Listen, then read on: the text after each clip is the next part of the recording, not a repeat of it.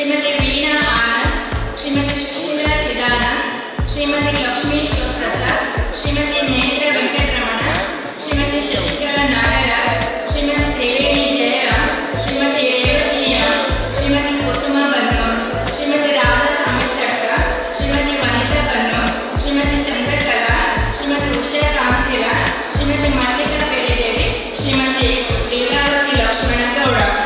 ಇದಿಷ್ಟು ನಮ್ಮ ನೂತನ ಕಾರ್ಯಕಾರಿ ಸಮಿತಿಯ ಸದಸ್ಯರುಗಳು.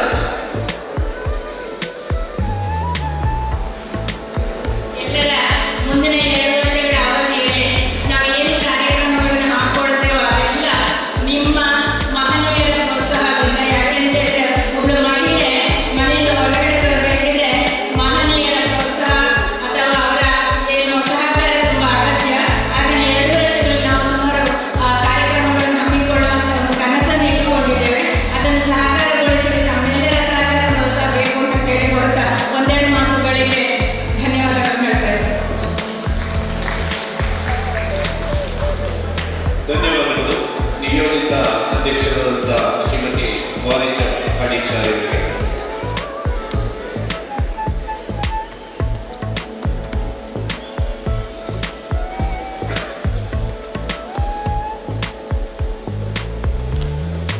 ಸಭಾಂಗಣದ ಹಿಂದೆ ನಿಂತಿರುವಂಥ ಎಲ್ಲ ಸಮಾಜ ಬಾಂಧವರು ಮುಂದೆ ಬಂದು ಆಸೀನರಾಗಬೇಕು ಅಂತೇಳಿ ಕಳಕಳಿ ವಿನಂತಿಯನ್ನು ಮಾಡ್ತಾ ಇದ್ದೇವೆ. ಹಾಗೆ ಸರ್ವ ಸದಸ್ಯರಿಗೆ ಶಿವಪ್ರಕಾಶ್ ಬರಬೇಕು, ಇವರು ಕೂಡ ಒಬ್ಬ ಸದಸ್ಯ. ಅಭಿನಂದನೆಗಳನ್ನ ಸಲ್ಲಿಸ್ತಾ ಇದ್ದೇವೆ. ಹಾಗೆ ಮುಂದಿನ ಅವಧಿಗೆ ನಿಮ್ಮ ತಂಡ ಯಶಸ್ವಿ ಕಾರ್ಯಕ್ರಮಗಳನ್ನು ಆಯೋಜಿಸುವುದರ ಮೂಲಕ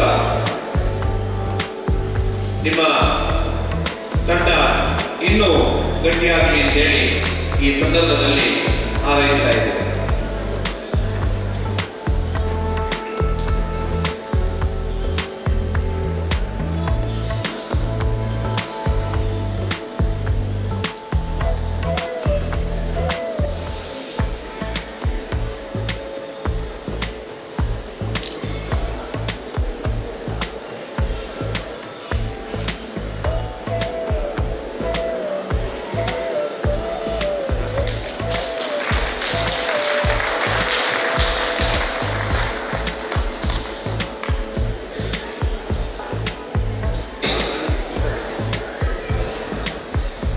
ಖಜಾನೆಗಳಾದ ಇವರು ಕಾರ್ಯದರ್ಶಿಗಳ ಸ್ಥಾನ ಪ್ರಧಾನ ಕಾರ್ಯದರ್ಶಿಗಳು ದಯಾನಂದ KS ಇವರಿಗೆ ಹಸ್ತಾಂತರಿಸ್ತಾ ಇದ್ದಾರೆ. ಮುಂದಿನ ಎಲ್ಲ ಜವಾಬ್ದಾರಿಗಳು ದಯಾನಂದ KS ಅವರಿಗೆ ಹಸ್ತಾಂತರ ಆಗಿದೆ. ಕೋಶಾಧಿಕಾರಿಗಳು ಲಿಂಗಪ್ಪ ಗೌಡ ಇವರು ಶ್ರೀ ಶಿವರಾಮ್ ನಾಥ್ ಅವರಿಗೆ ಕೋಶಾಧಿಕಾರಿಯ ಜವಾಬ್ದಾರಿ ಸ್ಥಾನ. ಶ್ರೀ ಶಿವರಾಮ್ ನಾಥ್ ಇವರು ಮುಂದಿನ 2 ವರ್ಷಗಳ ಅವಧಿಗೆ ಕೋಶಾಧಿಕಾರಿ ಸ್ಥಾನ. ಕಾರ್ಯದರ್ಶಿಗಳು ತಾವು ಕೂಡ ವೇದಿಕೆಗೆ ಬರಬೇಕು. ಗೌರಿ ಬನ್ನೂರು ಕಾರ್ಯದರ್ಶಿಗಳು, ಲಿಂಗಪ್ಪ ಗೌಡ ತೆಂಕಿಲ, ಶಿವರಾಮ್ ಮತಾವ್ ಖಜಾಂಚಿಗಳು, ಶ್ರೀಧರ್ ಗೌಡ ಕನಜಾರು ಸಾರ್ವಜನಿಕ ಸಂಪರ್ಕಾಧಿಕಾರಿಗಳು, ಮೀನಾಕ್ಷಿ ಡಿ ಗೌಡ ಸಲಹೆಗಾರರು ಮಹಿಳಾ ಸಂಘ, ದಾಮೋದರ ನಂದಿಲ ಸಲಹೆಗಾರರು ವಿದ್ಯಾರ್ಥಿ ಸಂಘ, ಲೋಕೇಶ್ ಬನ್ನೂರು ಮಾಧ್ಯಮ ಪ್ರತಿನಿಧಿಗಳು, ಉಮೇಶ್ ಗೌಡ ಕಲಿಗುಂಡ ಪುತ್ತೂರು ವಲಯ ಉಸ್ತುವಾರಿಗಳು, ಸುಧಾಕರ್ ಕಜೆ ಉಪ್ಪಿನಂಗಡಿ ವಲಯ ಉಸ್ತುವಾರಿ, ವಸಂತ ವೀರಮಂಗಲ ಮಂಡೂರು ವಲಯ ಉಸ್ತುವಾರಿ, ಲೋಕೇಶ್ ಚಾಕೋಟೆ ಈಶ್ವರ ಮಂಗಲ ವಲಯ ಉಸ್ತುವಾರಿ, ವಿಶ್ವನಾಥಗೌಡ ಬನ್ನೂರು ವಲಯ ಉಸ್ತುವಾರಿ, ಕೆ ಸುರೇಶ್ ಗೌಡ ಸದಸ್ಯರು, ವಾಲಿಜಾ ಕೆ ಸದಸ್ಯರು, ಉಷಾಮಣಿ ಡಿಕೆ ಸದಸ್ಯರು, ಗೋವರ್ಧನ್ ಕಲ್ಲೇಗ ಸದಸ್ಯರು, ಸೂರಪ್ಪ ಗೌಡ ಸದಸ್ಯರು, ರಾಧಾಕೃಷ್ಣ ನಂದಿಲ ಸದಸ್ಯರು, ಯು ನಾರಾಯಣ ಗೌಡ ಸದಸ್ಯರು, ಗಣೇಶ್ ನೇತಾಡಿ ಸದಸ್ಯರು, ಶ್ರೀ ಎ ಗಿರಿಧರ್ ಮನೆ ಸದಸ್ಯರು, ಚೆನ್ನಪ್ಪ ಗೌಡ ಸದಸ್ಯರು ತಾವೆಲ್ಲರೂ ಕೂಡ ವೇದಿಕೆಗೆ ಬರಬೇಕು ಅನ್ನೋ ವಿನಂತಿಯನ್ನ ಮಾಡ್ತಾ ಇದ್ದೇನೆ.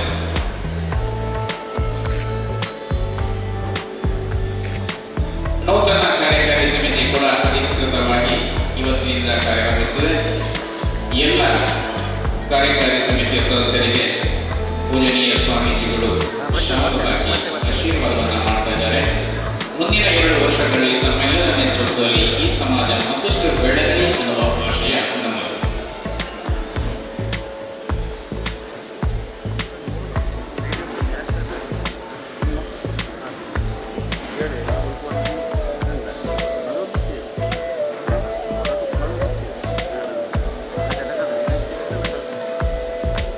ಸದಸ್ಯರಿಗೆ ಅಭಿನಂದನೆಗಳನ್ನು ಸಲ್ಲಿಸ್ತಾ ಆಶೀರ್ವಾದವಾಗಿ ಶಾಲೆಗೆ ಸ್ವೀಕರಿಸಿ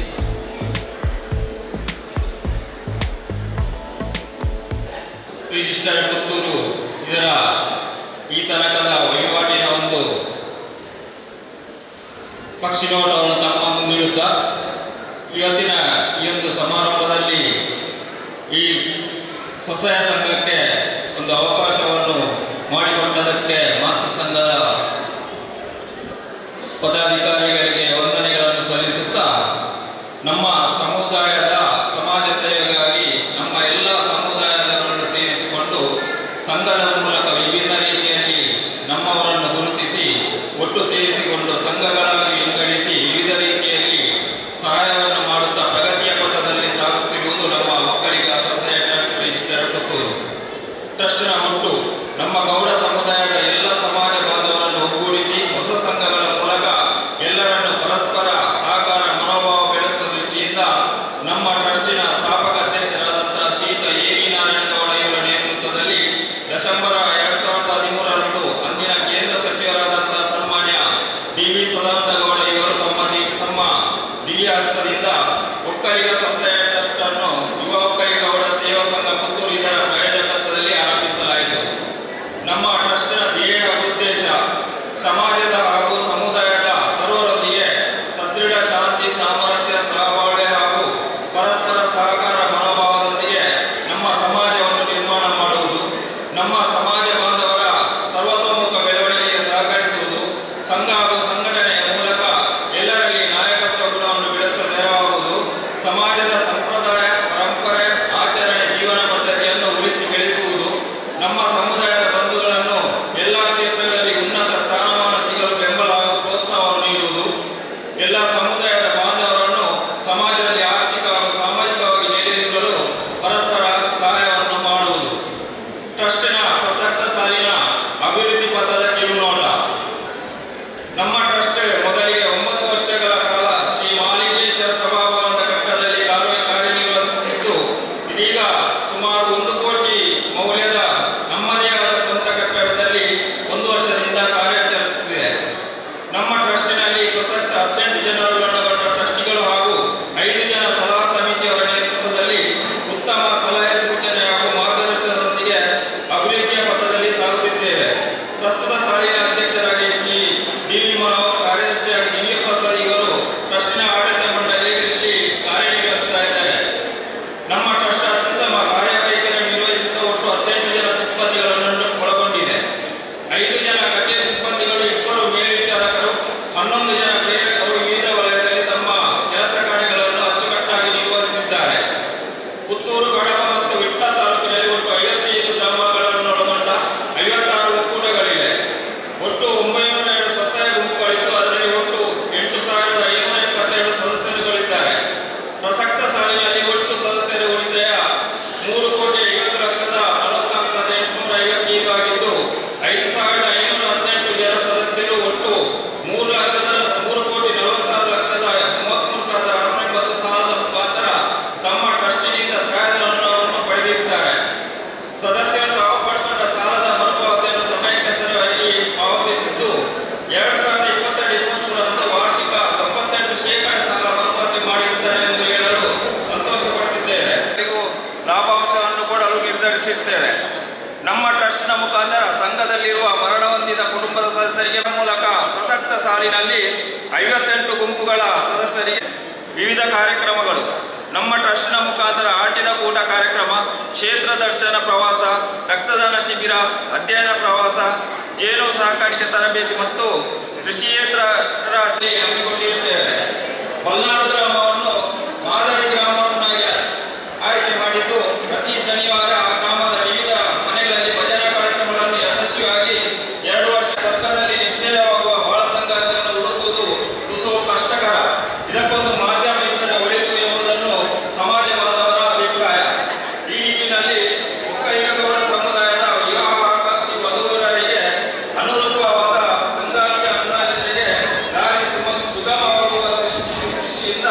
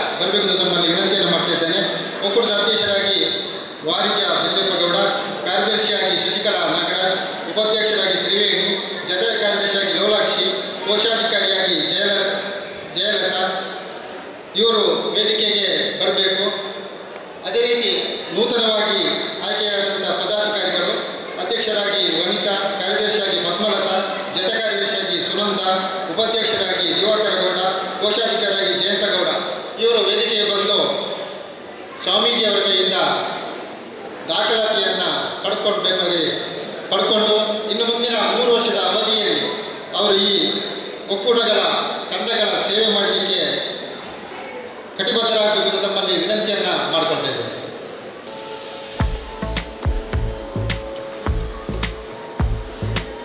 ಅದೇ ರೀತಿ ಪುತ್ತೂರು ಜನನಿ ಸಂಘ, ಈ ಜನನಿ ಸಂಘದ ಎಲ್ಲ ಸದಸ್ಯರು ವೇದಿಕೆಗೆ ಆದಷ್ಟು ಬೇಗ ಬಂದು ಸ್ವಾಮೀಜಿಯವರ ಕಡೆಯಿಂದ ಸ್ಮರಣಿಕೆಯನ್ನು ಪಡ್ಕೊಳ್ಬೇಕೆಂದು ತಮ್ಮಲ್ಲಿ ಕೇಳಿಕೊಳ್ತಾ ಇದ್ದೇನೆ. 8 ಸದಸ್ಯರಿದ್ದು ಈ ಸಂಘವು ಮಾಸಿಕ ಸಭೆ, ತ್ರೈಮಾಸಿಕ ಸಭೆ ಮತ್ತು ಸಂಘದ ತಿಂಗಳ ಉಳಿತಾಯ, ಸಾಲ ಮರುಪಾವತಿ ಮತ್ತು ಅತಿ ಹೆಚ್ಚು ಅಂಕ ಗಳಿಸುವ ಮೂಲಕ ಈ ಸಂಘ ಆಯ್ಕೆಯಾಗಿರುವುದು ಸಂತೋಷದಲ್ಲಿ. ಇನ್ನು ಮುಂದೆ ಈ ಪುತ್ತೂರು ವಲಯದಲ್ಲಿ ನೂತನವಾಗಿ ಸಂಘಗಳನ್ನು ರಚಿಸಿ ಕೆಮ್ಮಿದ್ಯ ವಲಯದಲ್ಲಿ ನೂತನ ಒಂದು ಒಕ್ಕೂಟವನ್ನು ಸಹ ನಾವು ರಚನೆ ಮಾಡಿದ್ದೇವೆ. ಈ ಸಂದರ್ಭದಲ್ಲಿ ಈ ಒಕ್ಕೂಟದ ಅಧ್ಯಕ್ಷರಾದಂಥ ಲೋಕನಾಥ್ ಗೌಡ, ಕಾರ್ಯದರ್ಶಿ ಪ್ರಿಯಾ, ಉಪಾಧ್ಯಕ್ಷರಾಗಿ ಶಶಿಕಲಾ, ಜತಕಾರ್ಯದರ್ಶಿಯಾಗಿ ಶುಭಾ, ಕೋಶಾಧಿಕಾರಿಯಾಗಿ ಬೇಬಿ ಅವರು ಆಯ್ಕೆಯಾಗಿದ್ದಾರೆ. ಅವರು ವೇದಿಕೆಗೆ ಬಂದು ಸ್ವಾಮೀಜಿಯವರ ಕೈಯಿಂದ ಒಕ್ಕೂಟದ ಉಪಸಮಿತಿ ಮತ್ತು ನಿರ್ಣಯ ಪುಸ್ತಕವನ್ನು ಪಡ್ಕೊಂಡು ಇನ್ನು ಮುಂದಿನ 3 ವರ್ಷದ ಅವಧಿಗೆ ಅವರು ಈ ಒಂದು ಒಕ್ಕೂಟದ ಸೇವೆ ಮಾಡಲಿಕ್ಕೆ ಕಟಿಬದ್ಧರಾಗಬೇಕು ತಮ್ಮಲ್ಲಿ ವಿನಂತಿಯನ್ನು ಮಾಡಿಕೊಳ್ತಾ ಇದ್ದಾರೆ. ಪದಾಧಿಕಾರಿಯಾಗಿ ನೂತನವಾಗಿ ಆಯ್ಕೆಯಾದಂಥ ಅಧ್ಯಕ್ಷರು, ಉಪಾಧ್ಯಕ್ಷರು, ಪದಾಧಿಕಾರಿಗಳು ಎಲ್ಲರಿಗೂ, ಅದೇ ರೀತಿ ಜನನಿ ಸಂಘ ಉತ್ತಮ ಸಂಘವಾಗಿ ಆಯ್ಕೆಯಾಗಿದೆ ಆ ಸಂಘದ ಸದಸ್ಯರಿಗೂ ಪ್ರೀತಿಪೂರ್ವಕವಾಗಿ ಅಭಿನಂದನೆಗಳನ್ನು ಸಲ್ಲಿಸುತ್ತಾ ನನ್ನ ಮಾತಿಗೆ ಪೂರ್ಣ ವಿರಾಮವನ್ನು ನೀಡುತ್ತೇನೆ. ಜೈ ಹಿಂದ್.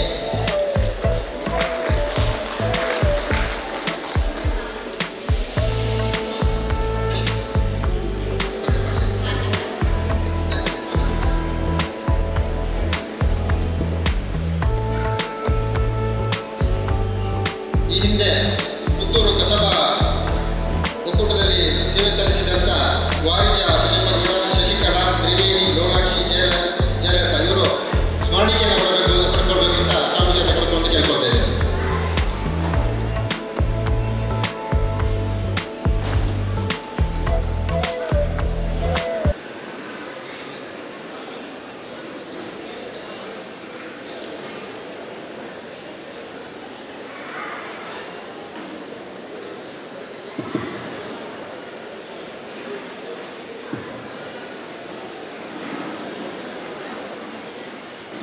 ಧನ್ಯವಾದಗಳು ಸರ್.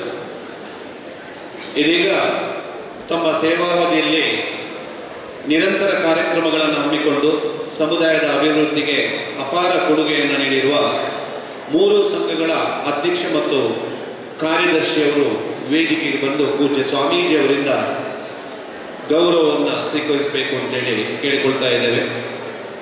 ಮಾತೃ ಸಂಘದ ಅಧ್ಯಕ್ಷರಾದಂಥ ವಿಶ್ವನಾಥ್ ಗೌಡ ಕೆಯ್ಯೂರು, ಪ್ರಧಾನ ಕಾರ್ಯದರ್ಶಿ ಸುಂದರ ಗೌಡ ನಡುಬೈಲು, ಯುವ ಸಂಘದ ಅಧ್ಯಕ್ಷರ ನಾಗೇಶ್ ಕೆಡಿಂದಿ, ಪ್ರಧಾನ ಕಾರ್ಯದರ್ಶಿ ಸುಬ್ರಾಯ ಗೌಡ ಪಾಲ್ತಡಿ, ಮಹಿಳಾ ಸಂಘದ ಶ್ರೀಮತಿ ಮೀನಾಕ್ಷಿ ಡಿ ಗೌಡ, ಹಾಗೆ ಪ್ರಧಾನ ಕಾರ್ಯದರ್ಶಿ ಶ್ರೀಮತಿ ವಾರಿಜ ಕಾಣಿಚರ್. ನಮ್ಮ ಆಹ್ವಾನವನ್ನು ಸ್ವೀಕರಿಸಿ ವಿಶ್ವಕರ್ಮ ಸಮಾಜದ ಅಧ್ಯಕ್ಷರಾಗಿರುವ ಶ್ರೀಯುತ ಶ್ರೀಧರಾಚಾರ್ಯ ಈ ಸಭಾಂಗಣದಲ್ಲಿ ಉಪಸ್ಥಿತರಿದ್ದಾರೆ. ಅವರನ್ನು ನಾವು ಗೌರವಪೂರ್ವಕವಾಗಿ ಅವರ ಉಪಸ್ಥಿತಿಯನ್ನು ಗೌರವಿಸ್ತಾ ಇದ್ದೇವೆ. ಹಾಗೆ ಇನ್ನೋರ್ವ ಪದಾಧಿಕಾರಿಯಾಗಿರುವಂಥ ಶ್ರೀ ಆನಂದಾಚಾರ್ಯ ಅವರು ಉಪಸ್ಥಿತರಿದ್ದಾರೆ. ಅವರ ಉಪಸ್ಥಿತಿಯನ್ನು ಗೌರವಿಸ್ತಾ ಇದ್ದೇವೆ. 2 ವರ್ಷಗಳ ಅವಧಿಯಲ್ಲಿ ನಿರಂತರ ಚಟುವಟಿಕೆಯಿಂದ ಅನೇಕ ಯಶಸ್ವಿ ಕಾರ್ಯಕ್ರಮಗಳನ್ನು ಹಮ್ಮಿಕೊಂಡು ಇದೀಗ ಈ ಸುಂದರ ವೇದಿಕೆಯಲ್ಲಿ ಪೂಜ್ಯ ಸ್ವಾಮೀಜಿಯವರು ಮತ್ತು ಮುಖ್ಯ ಅತಿಥಿಗಳಿಂದ ಸನ್ಮಾನ ಗೌರವವನ್ನು ಸ್ವೀಕರಿಸ್ತಾ ಇದ್ದಾರೆ. ಹಾಗೆ ಮುಂದಿನ ಅಧ್ಯಕ್ಷ ಕಾರ್ಯದರ್ಶಿ ಅವರಿಗೆ ಇದು ಪ್ರೇರಣೆ ಆಗಲಿ, ಅವರು ಕೂಡ ಮುಂದಿನ 2ನೇ ಅವರ ಅವಧಿಯಲ್ಲಿ ಉತ್ತಮ ಕಾರ್ಯಗಳನ್ನು ಮಾಡುವಂತಾಗಲಿ ಅಂತೇಳಿ ಈ ಸಂದರ್ಭದಲ್ಲಿ ನಾವು ಶುಭವನ್ನು ಹಾರೈಸ್ತಾ ಇದ್ದೇವೆ. ಮುಂದೆ ಇಂದಿನ ಈ ಸುಂದರ ಸಮಾರಂಭದ ಯಶಸ್ಸಿಗೆ ಕಾರಣೀಭೂತರಾದಂಥ ಸಮಿತಿಯ ಸದಸ್ಯರನ್ನು ಗೌರವಿಸಲಿದ್ದೇವೆ.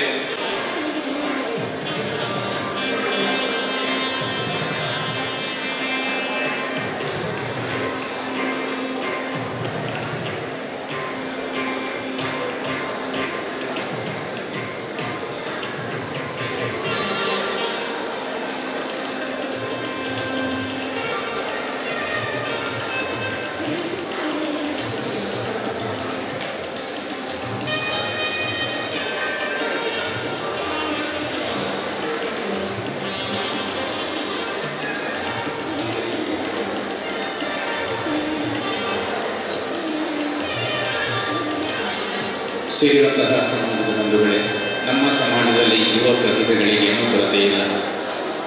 ರಾಜ್ಯ ಮಟ್ಟದಲ್ಲಿ, ರಾಷ್ಟ್ರ ಮಟ್ಟದಲ್ಲಿ ತಮ್ಮ ಸಾಧನೆಯನ್ನು ಮಾಡಿದ ಹಲವಾರು ಯುವ ಪ್ರತಿಭೆಗಳು ನಮ್ಮ ಸಮಾಜದಲ್ಲಿ ಇವೆ ಅನ್ನೋದನ್ನು ನಾವು ಪ್ರಾಮಾಣಿಕವಾಗಿ ಒಪ್ಪಿಕೊಳ್ಳಲೇಬೇಕು. ಅದರಲ್ಲಿ ಕೆಲವರನ್ನು ಈ ವೇದಿಕೆಗೆ ಆಹ್ವಾನಿಸಿ, ಗುರುತಿಸಿ, ಗೌರವಿಸುವಂತಹ ಕಾರ್ಯಕ್ರಮವನ್ನು ಈ ವರ್ಷ ಪ್ರಥಮವಾಗಿ ನಾವು ಇಟ್ಟುಕೊಂಡಿದ್ದೇವೆ. ಮಾನವನ ಅಸ್ತಿತ್ವಕ್ಕೆ ಗಾಳಿ, ನೀರು, ಆಹಾರ ಇದು ತೀರಾ ಅಗತ್ಯವಾಗಿರುವಂಥದ್ದು. ಗಾಳಿ ಪ್ರಕೃತಿದತ್ತವಾಗಿ ಸಿಕ್ಕಿದ್ರೆ, ನೀರು ಪ್ರಕೃತಿದತ್ತವಾಗಿ ಸಿಗುತ್ತೆ, ಆದರೆ ಆಹಾರ ಮಾನವನ ಶ್ರಮದಿಂದ ಸಿಗುತ್ತೆ. ಈ ಇಡೀ ಸಮಾಜಕ್ಕೆ ಆಹಾರದ ಒದಗಣೆಯ ಜವಾಬ್ದಾರಿಯನ್ನು ಹೊತ್ತುಕೊಂಡಂಥವರು ನಮ್ಮ ಸಮುದಾಯದವರು, ಅಂದರೆ ಒಕ್ಕಲಿಗ ಗೌಡ ಸಮುದಾಯದವರು. ಬಹುಶಃ ಜಗತ್ತಿನಲ್ಲಿ ಅತ್ಯಂತ ಶ್ರೇಷ್ಠ ಒಂದು ವೃತ್ತಿ ಅಂದರೆ ಅದು ನಮ್ಮ ಸಮಾಜದ ಒಂದು ವೃತ್ತಿ.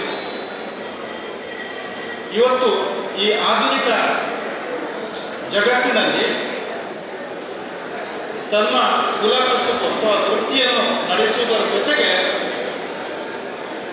ಸಮಾಜದ ಎಲ್ಲ ರಂಗಗಳಲ್ಲಿ ಕೂಡ ನಮ್ಮ ಸಮುದಾಯದವರು ತಮ್ಮನ್ನು ತಾವು ತೊಡಗಿಸಿಕೊಂಡಿದ್ದಾರೆ ಅಂದರೆ ಹಾಗೆ ಹೇಳಿದರೆ ತಪ್ಪಾಗಲಿಕ್ಕಿಲ್ಲ. ಬಹುಶಃ ನನ್ನ ಈ ಮಾತಿಗೆ ನೀವು ಒಪ್ಪಿಕೊಳ್ಳುವುದಾದರೆ ಈ ನಮ್ಮ ವೇದಿಕೆಯನ್ನು ಒಮ್ಮೆ ನೀವು ಗಮನಿಸಿದರೆ ಬಹುಶಃ ಇದು ಸ್ಪಷ್ಟವಾಗುತ್ತೆ.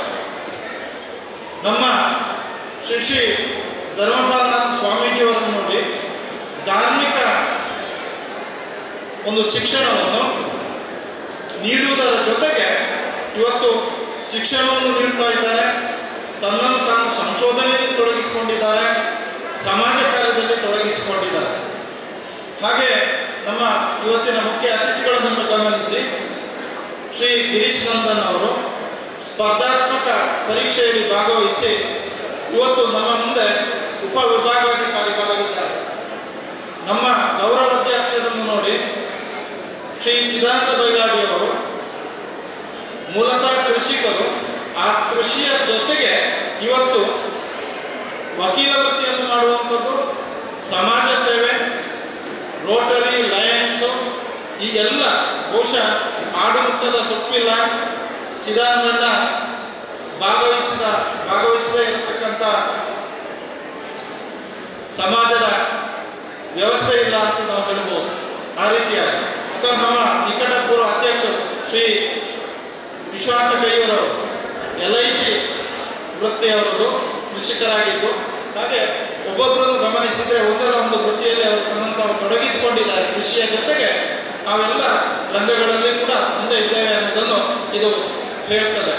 ಹಾಗೆ ಇವತ್ತು ನಮ್ಮ ಒಂದಷ್ಟು ಯುವತಿಯರನ್ನು ಒಂದು ಪ್ರೋತ್ಸಾಹಿಸುವ, ರಾಷ್ಟ್ರೀಯ ಮಟ್ಟದಲ್ಲಿ ನಮ್ಮ ರಾಜ್ಯವನ್ನು ಪ್ರತಿನಿಧಿಸಿದ ಒಂದು ಯುವತಿಯರನ್ನು ಪ್ರೋತ್ಸಾಹಿಸುವಂಥ ಒಂದು ಕಾರ್ಯಕ್ರಮ, ಅಭಿನಂದಿಸುವ ಕಾರ್ಯಕ್ರಮವನ್ನು ಇವತ್ತು ಹಮ್ಮಿಕೊಂಡಿದ್ದೇವೆ. ಬಹುಶಃ ಇದರ ಪ್ರಮುಖವಾದಂಥ ಉದ್ದೇಶ ಏನು ಅಂದರೆ, ಈ ಭಾಗವಹಿಸಿದಂಥ ಒಂದು ಯುವತಿಯರಿಗೆ ಇನ್ನಷ್ಟು ಎತ್ತರಕ್ಕೆ ಬೆಳೆಯುವ ಹಾಗೆ ಪ್ರೋತ್ಸಾಹವನ್ನು ನೀಡುವಂಥದ್ದು, ಇನ್ನೊಂದಷ್ಟು ಮಕ್ಕಳಿಗೆ ತಮ್ಮ ಗುರಿಯನ್ನು ನಿರ್ಧರಿಸಿಕೊಳ್ಳಲಿಕ್ಕೆ ಈ ಯುವತಿಯರನ್ನು ನೋಡಿ ಸಹಾಯವಾಗುವಂಥದ್ದು. ಹಾಗೆ ಇಲ್ಲಿ ಸೇರಿರ್ತಕ್ಕಂಥ ಹೆತ್ತವರಿಗೆ ತಮ್ಮ ಮಕ್ಕಳ ಭವಿಷ್ಯತ್ತನ್ನು ಹೇಗೆ ರೂಪಿಸಿಕೊಳ್ಬೇಕು ಅನ್ನುವಂಥ ಒಂದು ಮಾರ್ಗದರ್ಶನವನ್ನು ನೀಡುವಂಥದ್ದು ಇದರ ಪ್ರಮುಖವಾದಂಥ ಉದ್ದೇಶ. ಇಲ್ಲಿ ಒಂದಷ್ಟು ಮಕ್ಕಳು ಇವತ್ತು ರಾಷ್ಟ್ರೀಯ ಮಟ್ಟದಲ್ಲಿ ಪ್ರತಿನಿಧಿಸಿದ್ದಾರೆ ನಮ್ಮ ರಾಜ್ಯವನ್ನು. ಅವರ ಹೆಸರುಗಳನ್ನು ರಾಷ್ಟ್ರೀಯ ಮತ್ತು ಅಂತಾರಾಷ್ಟ್ರೀಯ ಮಟ್ಟದಲ್ಲಿ ಅವರ ಹೆಸರುಗಳನ್ನು ನಾನೀಗ ಹೇಳ್ತಾ ಇದ್ದೇನೆ. ಅವರು ಬಂದು ದಯವಿಟ್ಟು ಈ ಸಭಾಂಗಣದಲ್ಲಿ ಇಲ್ಲಿ ಎದುರುಗಡೆ ಆಸೀನರಾಗಬೇಕು ಮತ್ತು ಅವರನ್ನು ನಮ್ಮ ಶ್ರೀ ಶ್ರೀ ಧರ್ಮಪಾಲನಾಥ ಸ್ವಾಮೀಜಿಯವರು ಒಂದು ಆಶೀರ್ವಚನ ನೀಡಿ ಪ್ರೋತ್ಸಾಹಿಸಬೇಕು. ಜೊತೆಗೆ ಇತರೆಲ್ಲ ಗಣ್ಯರು ಕೂಡ ಇದರಲ್ಲಿ ಕೈಜೋಡಿಸಬೇಕು ಅಂತ ನಾನು ಹೇಳಿಕೊಳ್ತೇನೆ. ಶ್ರೀ ಅನಿಲ್ ಕುಮಾರ್ ತೆಂಕಿಲ ಇವರ ಸುಪುತ್ರಿ 400 ಮೀಟರ್ ಹರ್ಡಲ್ಸ್ನಲ್ಲಿ ರಾಷ್ಟ್ರೀಯ ಮಟ್ಟಕ್ಕೆ ಆಯ್ಕೆಯಾಗಿದ್ದಾರೆ. ಕುಮಾರಿ ಅನಘಾ ಕೆ, ಶ್ರೀ ಅನಿಲ್ ಕುಮಾರ್ ಕೆ ಇವರ ಪುತ್ರಿ. ದಯವಿಟ್ಟು ವೇದಿಕೆಗೆ ಬನ್ನಿ. ಅವರಿಲ್ಲದ್ರೆ ಅವರ ತಾಯಿ ಅಥವಾ ತಂದೆ ದಯವಿಟ್ಟು ಬನ್ನಿ ವೇದಿಕೆ.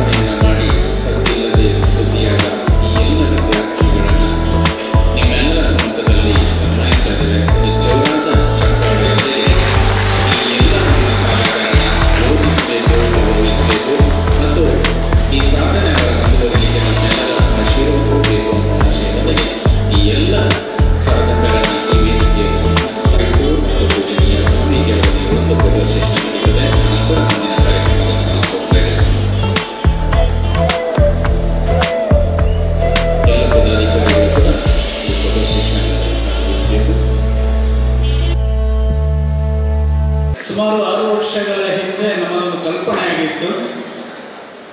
3 ವಿಭಾಗಗಳಲ್ಲಿ ನಾವು ಗೌಡ ಪ್ರಶಸ್ತಿಯನ್ನು, ಸಾಧಕ ಪ್ರಶಸ್ತಿಯನ್ನು ಕೊಡಬೇಕು ಅಂತ 6 ವರ್ಷಗಳ ಹಿಂದೆ ನಾವು ಕಲ್ಪನೆ ಮಾಡಿಕೊಂಡಿದ್ದೆವು.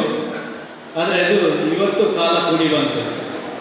ನಮ್ಮ ಸಮಾಜದ ಅತ್ಯಂತ ಪ್ರತಿಭಾನ್ವಿತ ವ್ಯಕ್ತಿಗಳನ್ನು, ಅದು ಕೃಷಿ ಇರ್ಬೋದು, ಸಾಮಾಜಿಕ ಚಟುವಟಿಕೆ ಇರ್ಬೋದು, ವಿದ್ಯೆ ಇರ್ಬೋದು, ಈ ಕ್ಷೇತ್ರಗಳಲ್ಲಿ ಗುರುತಿಸಿ ಸಾಧಕ ಪ್ರಶಸ್ತಿಯನ್ನು ಕೊಡಬೇಕು ಅಂತ ಒಂದು ಕಲ್ಪನೆಯನ್ನು ಮಾಡಿಕೊಂಡು ಅವರ ಜೀವನ ಪರ್ಯಂತ ಸಾಧನೆಗೆ ಒಂದು ಸಾಧಕ ಪ್ರಶಸ್ತಿ ಕೊಡಬೇಕು ಅಂತ ನಮ್ಮದು ಆಸೆ ಆಗಿತ್ತು. ಅದು ಭವಿಷ್ಯ ಇವತ್ತು ಕೂಡಿ ಬಂದಿದೆ ಆ ಕಾಲ. ಇವತ್ತು 3 ಪ್ರತಿಭಾನ್ವಿತ ವ್ಯಕ್ತಿಗಳಿಗೆ ಈ ಗೌರವದ ಪ್ರಶಸ್ತಿಯನ್ನು ಕೊಡ್ತಾ ಇದ್ದೇವೆ.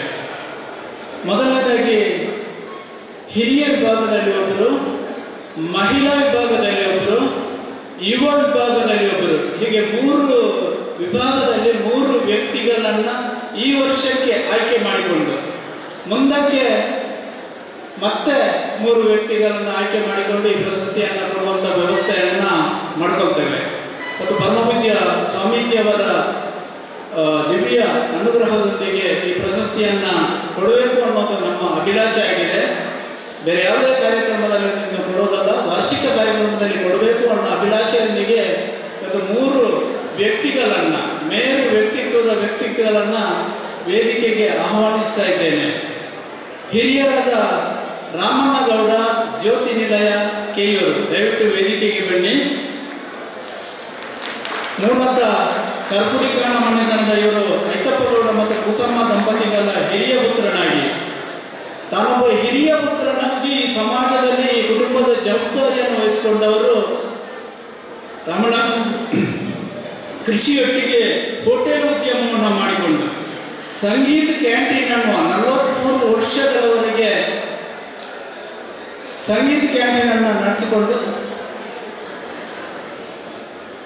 ಕೆಯೂರು ಗ್ರಾಮದಲ್ಲಿ ವಾಸ್ತವ್ಯವಿದ್ದಾರೆ. ಕೃಷಿಯೊಂದಿಗೆ ಹೈನುಗಾರಿಕೆಯನ್ನು ತೊಡಗಿಸಿಕೊಂಡ ಇವರು ಗೌಡ ಸಮಾಜದಲ್ಲಿ ತನ್ನನ್ನು ತಾನು ತೊಡಗಿಸಿಕೊಂಡ ವ್ಯಕ್ತಿ. ಈ ಸಮುದಾಯ ಭವನ ಆಗುವ ಹೊತ್ತಲ್ಲಿ ಕೂಡ ಅವರು ಹೀಗೆ ಇದ್ದರು, ಇವತ್ತು ಕೂಡ ಹಾಗೆ ಇದ್ದಾರೆ. ಯಾವತ್ತೂ ಕೊಡುಗೆಗಳನ್ನು ಕಡಿಮೆ ಮಾಡಲಿಲ್ಲ. ಅದರಲ್ಲಿ ವಿಶೇಷ ಅಂದರೆ ಒಕ್ಕಲಿಗ ಸಮುದಾಯ ಭಕ್ತಿನ ಸಹಕಾರಿ ಸಂಘದಲ್ಲಿ ಕೂಡ ಇವರದು ವಿಶೇಷ ಕೊಡುಗೆ ಇದೆ. ಸ್ವಾಮೀಜಿಯವರ ಗ್ರಾಮ ಭೇಟಿಯ ಸಂದರ್ಭದಲ್ಲಿ ಮನೆಯನ್ನು ಸ್ವಾಮೀಜಿಯವರಿಗೆ ಬಿಟ್ಟುಕೊಟ್ಟಂಥ ದಿನವಿದೆ. ಧಾರ್ಮಿಕ ಕ್ಷೇತ್ರದಲ್ಲಿ ತೊಡಗಿಸಿಕೊಂಡಂಥ ದಿನಗಳಿದೆ. ಕೆಯೂರು ದುರ್ಗಾಪರಮೇಶ್ವರಿ ದೇವಸ್ಥಾನದ ವ್ಯವಸ್ಥಾಪನಾ ಸಮಿತಿಯ ಸದಸ್ಯರಾಗಿ, ಪಡುಮಲೆ ಉಳ್ಳಾರು ದೇವಸ್ಥಾನದ ಅನುವಂಶೀಯ ಪೂಜಾರ್ಮೆಯ ಕೆಲಸವನ್ನು, ಹೀಗೆ ಅನೇಕ ದೇವಾಲಯಗಳ ಸಮಿತಿ ಸದಸ್ಯರಾಗಿ, ಕೆಯೂರು ಹಾಲು ಉತ್ಪಾದಕರ ಆಡಳಿತ ಮಂಡಳಿ ಸದಸ್ಯರಾಗಿ ನಿರಂತರವಾಗಿ ಸೇವೆಯನ್ನು ಮಾಡ್ತಿರುವಂಥವರು ರಾಮಣ್ಣಗೌಡರು. ಅವರನ್ನ ಹೀಗೆ ನೋಡುವಾಗ ಹೇಗೆ ಕಾಣ್ತಾ ಉಂಟು ಅಂತ ಹೇಳಿದರೆ, ಪ್ರಸಿದ್ಧ ಕವಿ ಅಶ್ವತ್ಥರವರ ಲುಕ್ ಅವರಿಗಿದೆ. ಅವರು ಅವತ್ತಿನಿಂದ ಇದೆ, ಅದೇ ಲುಕ್ಕಲ್ಲಿ ಇವತ್ತು ಕೂಡ ಇದ್ದಾರೆ. ಸ್ವಾಮೀಜಿಯೊಟ್ಟಿಗೆ ನಿಕಟ ಸಂಪರ್ಕವನ್ನು ಇಟ್ಟುಕೊಂಡಂಥ ಇವರು ಇವತ್ತು ನಮ್ಮ ಸಾಧಕ ಪ್ರಶಸ್ತಿಗೆ ಆಯ್ಕೆಯಾಗಿದ್ದಾರೆ ಅಂತ ಹೇಳಲಿಕ್ಕೆ ನನಗೆ ಸಂತೋಷ ಆಗ್ತಾ ಇದೆ. ಇನ್ನೊಬ್ಬರು ಮಹಿಳಾ ವಿಭಾಗದಿಂದ ಆಯ್ಕೆಯಾದಂತಹ ಶ್ರೀಮತಿ ಲೀಲಾವತಿ ಎಂ, ದಯವಿಟ್ಟು ಬನ್ನಿ. ಬಂಟೋಲ ಮನೆತನದ ಲೀಲಾವತಿ ಮೇಡಮ್, ಅನ್ನಗೌಡ ಮತ್ತು ವೆಂಕಮ್ಮ ದಂಪತಿಗಳ 10 ಮಕ್ಕಳಲ್ಲಿ 6ನೆಯ ಮಗಳಾಗಿ ಜನಿಸಿ ಬಿಕಾಂ ಮತ್ತು ಎಂ.ಕಾಂ ಮೈಸೂರು ಯೂನಿವರ್ಸಿಟಿಯಲ್ಲಿ ಪಡ್ಕೊಂಡು 1976ರಲ್ಲಿ SVS ಪದವಿ ಕಾಲೇಜಿನಲ್ಲಿ ಸೇರ್ಪಡೆಗೊಂಡು 1992ರಲ್ಲಿ ಪ್ರಾಧ್ಯಾಪಕರಾಗಿ ಬಡ್ತಿಕೊಂಡು ಕ್ಷೇಮ ಪಾಲಕರಾಗಿ ಕೆಲಸ ನಿರ್ವಹಿಸಿ ಉಪ ಪ್ರಾಂಶುಪಾಲರಾಗಿ ಸೇವೆ ಸಲ್ಲಿಸಿ ನಿವೃತ್ತಿಯರಾಗಿದ್ದಾರೆ. ಉನ್ನತ ಶಿಕ್ಷಣ ವಿಭಾಗದ ನಿರ್ದೇಶಕರಾಗಿ, ಮಂಗಳೂರು ವಿಶ್ವವಿದ್ಯಾನಿಲಯ ಶೈಕ್ಷಣಿಕ ಮಂಡಳಿ ಸದಸ್ಯರಾಗಿ, ವಾಣಿಜ್ಯ ಶಾಸ್ತ್ರ ವಿಭಾಗದ ಪರೀಕ್ಷಾ ಮಂಡಳಿಯ ಮೊಟ್ಟ ಮೊದಲ ಅಧ್ಯಕ್ಷರಾಗಿ, ಪ್ರಾಧ್ಯಾಪಕರಾಗಿ ಸುಮಾರು 36 ವರ್ಷ ಸೇವೆ ಸಲ್ಲಿಸಿದ ಅನುಭವ ಇವರಲ್ಲಿ. ನಿವೃತ್ತಿಯಾದ ಮೇಲೆ, ಇದು ವೃತ್ತಿಯಾಯಿತು. ನಿವೃತ್ತಿಯಾದ ಮೇಲೆ ಪ್ರವೃತ್ತಿಯಲ್ಲಿ ಅವರು ಸಮಾಜ ಸೇವೆಯಲ್ಲಿ ತೊಡಗಿಸಿಕೊಂಡಿದ್ದಾರೆ. ಗೌಡ ಸಮಾಜ ಇರ್ಬೋದು, ಇನ್ನಿತರ ಸಮಾಜ ಇರ್ಬೋದು, ಬಡ ವಿದ್ಯಾರ್ಥಿಗಳು ಅವರ ಹತ್ರ ಕಲೀಲಿಕ್ಕೆ ಇಲ್ಲ ಅಂತ ಹೇಳಲಿಕ್ಕೆ ಹೋದರೆ ಅದರಲ್ಲಿ ಏನೂ ಕೊರತೆ ಆಗದಾಗೆ ನೋಡಿಕೊಳ್ಳುವಂಥ ವ್ಯಕ್ತಿತ್ವ ಲೀಲಾವತಿ ಮೇಡಮ್ ಅಂತ ಹೇಳಲಿಕ್ಕೆ ಸಂತೋಷ ಆಗ್ತಾ ಇದೆ. ತೀರಾ ಬಡ ಮಕ್ಕಳಲ್ಲಿ ಕಾಳಜಿ ಇರುವಂಥ ಇವರು ಇವತ್ತು ಸಾಧಕ ಮಹಿಳಾ ಪ್ರಶಸ್ತಿಗೆ ಆಯ್ಕೆಯಾಗಿದ್ದಾರೆ ಅಂತ ತಿಳಿಸಲು ಸಂತೋಷ ಪಡ್ತಾ ಇದ್ದೀನಿ. ಸಾಧಕ ಯುವ ಪ್ರಶಸ್ತಿ ತ್ರಿಶೂಲ್ ಗೌಡ, ದಯವಿಟ್ಟು ಬನ್ನಿ ವೇದಿಕೆಗೆ. ಶಿವಗೌಡ ಮತ್ತು ನಲಿ ದಂಪತಿಗಳ ಸುಪುತ್ರ. ಇವರ ಸಾಧನೆಯನ್ನು ಕೇಳಿದರೆ ಮೂರ್ತಿ ಚಿಕ್ಕದಾದರೂ ಕೀರ್ತಿ ದೊಡ್ಡದು. ಇವರು ಈಜು ಅಂದರೆ ಸಲೀಸದು. ಯಾವ ನದಿಯಲ್ಲಿ ಬೇಕಿದ್ರೂ ಈಜಬಹುದು, ಯಾವ ಈಜುಗೊಳದಲ್ಲಿ ಬೇಕಿದ್ರೂ ಈಜಬಹುದು. ಈಜು ಸ್ಪರ್ಧೆಯಲ್ಲಿ ಅದು ಕೂಡ ಒಂದು ವಿಶೇಷ ಹೆಸರನ್ನು ನಾನು ಫಸ್ಟ್ ಕೇಳಿದ್ದು, pole life saving swimming competition, ಜೀವ ರಕ್ಷಕ ಈಜು ಸ್ಪರ್ಧೆ. ಈಜು ಸ್ಪರ್ಧೆ ಅಂತ ನಾವೆಲ್ಲರೂ ಕೇಳಿದ್ದೇವೆ.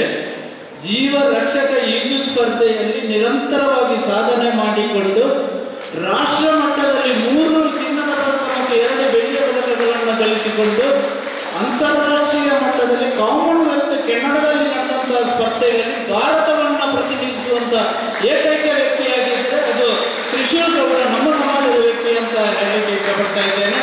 ಅವರು ಇವತ್ತು ಸಾಧಕ ಯುವ ಪ್ರಶಸ್ತಿಗೆ ಆಯ್ಕೆಯಾಗಿದ್ದಾರೆ ಅಂತ ಮತ್ತೊಮ್ಮೆ ಹೇಳಲಿಕ್ಕೆ ನಾನು ಎಲ್ಲರ ಪರವಾಗಿ ಅವರಿಗೆ ಅಭಿನಂದನೆಯನ್ನು ತಿಳಿಸಲಿಕ್ಕೆ ಇಷ್ಟಪಡ್ತಾ ಇದ್ದೇನೆ. ಎಲ್ಲರಿಗೂ ಅಭಿಲಾಷೆ ಇತ್ತು. ಆದರೆ ಸಾಧಕ ಪ್ರಶಸ್ತಿಯನ್ನು ಅವರ ಕೈಗೆ ನೀಡುವ ಮೂಲಕ ನಾವು ಅವರನ್ನು ಗೌರವ ಕೊಡಬೇಕು ಅಂತ ಈ ಮೂಲಕ ವಿನಂತಿಯನ್ನು ಮಾಡ್ತಾ ಈಗ ಅವರಿಗೆ ಗೌರವ ಪ್ರಶಸ್ತಿಯನ್ನು ಇದು ಪ್ರಶಸ್ತಿ ಸಾಧಕ ಪ್ರಶಸ್ತಿಯನ್ನು ನೀಡಲಿಕ್ಕೆ ನಾವು ಇಷ್ಟಪಡ್ತಾ ಇದ್ದೇವೆ.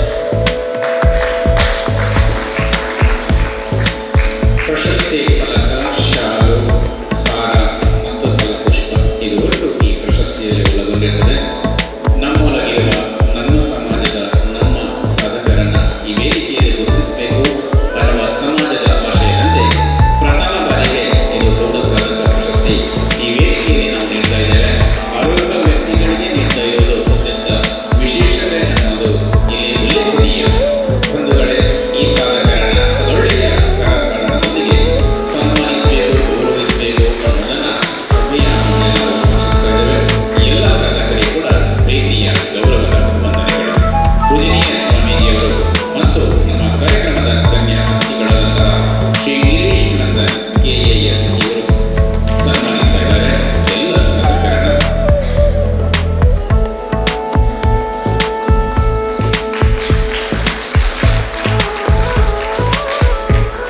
ಈ ಸಾಧಕರ ಗುರುತಿಸುವಿಕೆ ನಮ್ಮ ಸಮಾಜದ ಇತರರ ಸಾಧನೆಗೆ ಮಾದರಿಯಾಗಲಿ ಅನ್ನುವ ಆಶಯ ನಮ್ಮದು.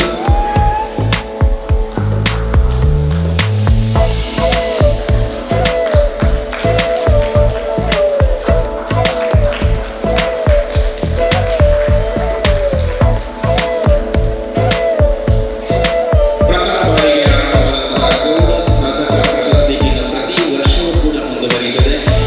ಇನ್ನಷ್ಟು ಸಾಧನೆಗಳು ನಮ್ಮವರಿಂದ ಮೂಡಿ ಬರಲಿ ಎನ್ನುವ ಆಶಯದೊಂದಿಗೆ ಸಂಗೀತ ಕ್ಯಾಂಟೀನ್ ರಾಮನಗೌಡರ ಬಗ್ಗೆ ಆ ಹೋಟೆಲ್ ಅವರು ಕ್ಲೋಸ್ ಮಾಡಿದಾಗ ಬಹುಶಃ ಸುದ್ದಿ ಪತ್ರಿಕೆಯವರು ಕೂಡ ಇದನ್ನ ಪತ್ರಿಕೆಯಲ್ಲಿ ಪ್ರಕಟಿಸಿದ್ದರು. ಯಾವುದೇ ಒಂದು ಖಾಸಗಿ ಹೋಟೆಲ್ ಬಂದ್ ಆದದ್ದು ಪತ್ರಿಕೆಯಲ್ಲಿ ಬಂದದ್ದಿಲ್ಲ.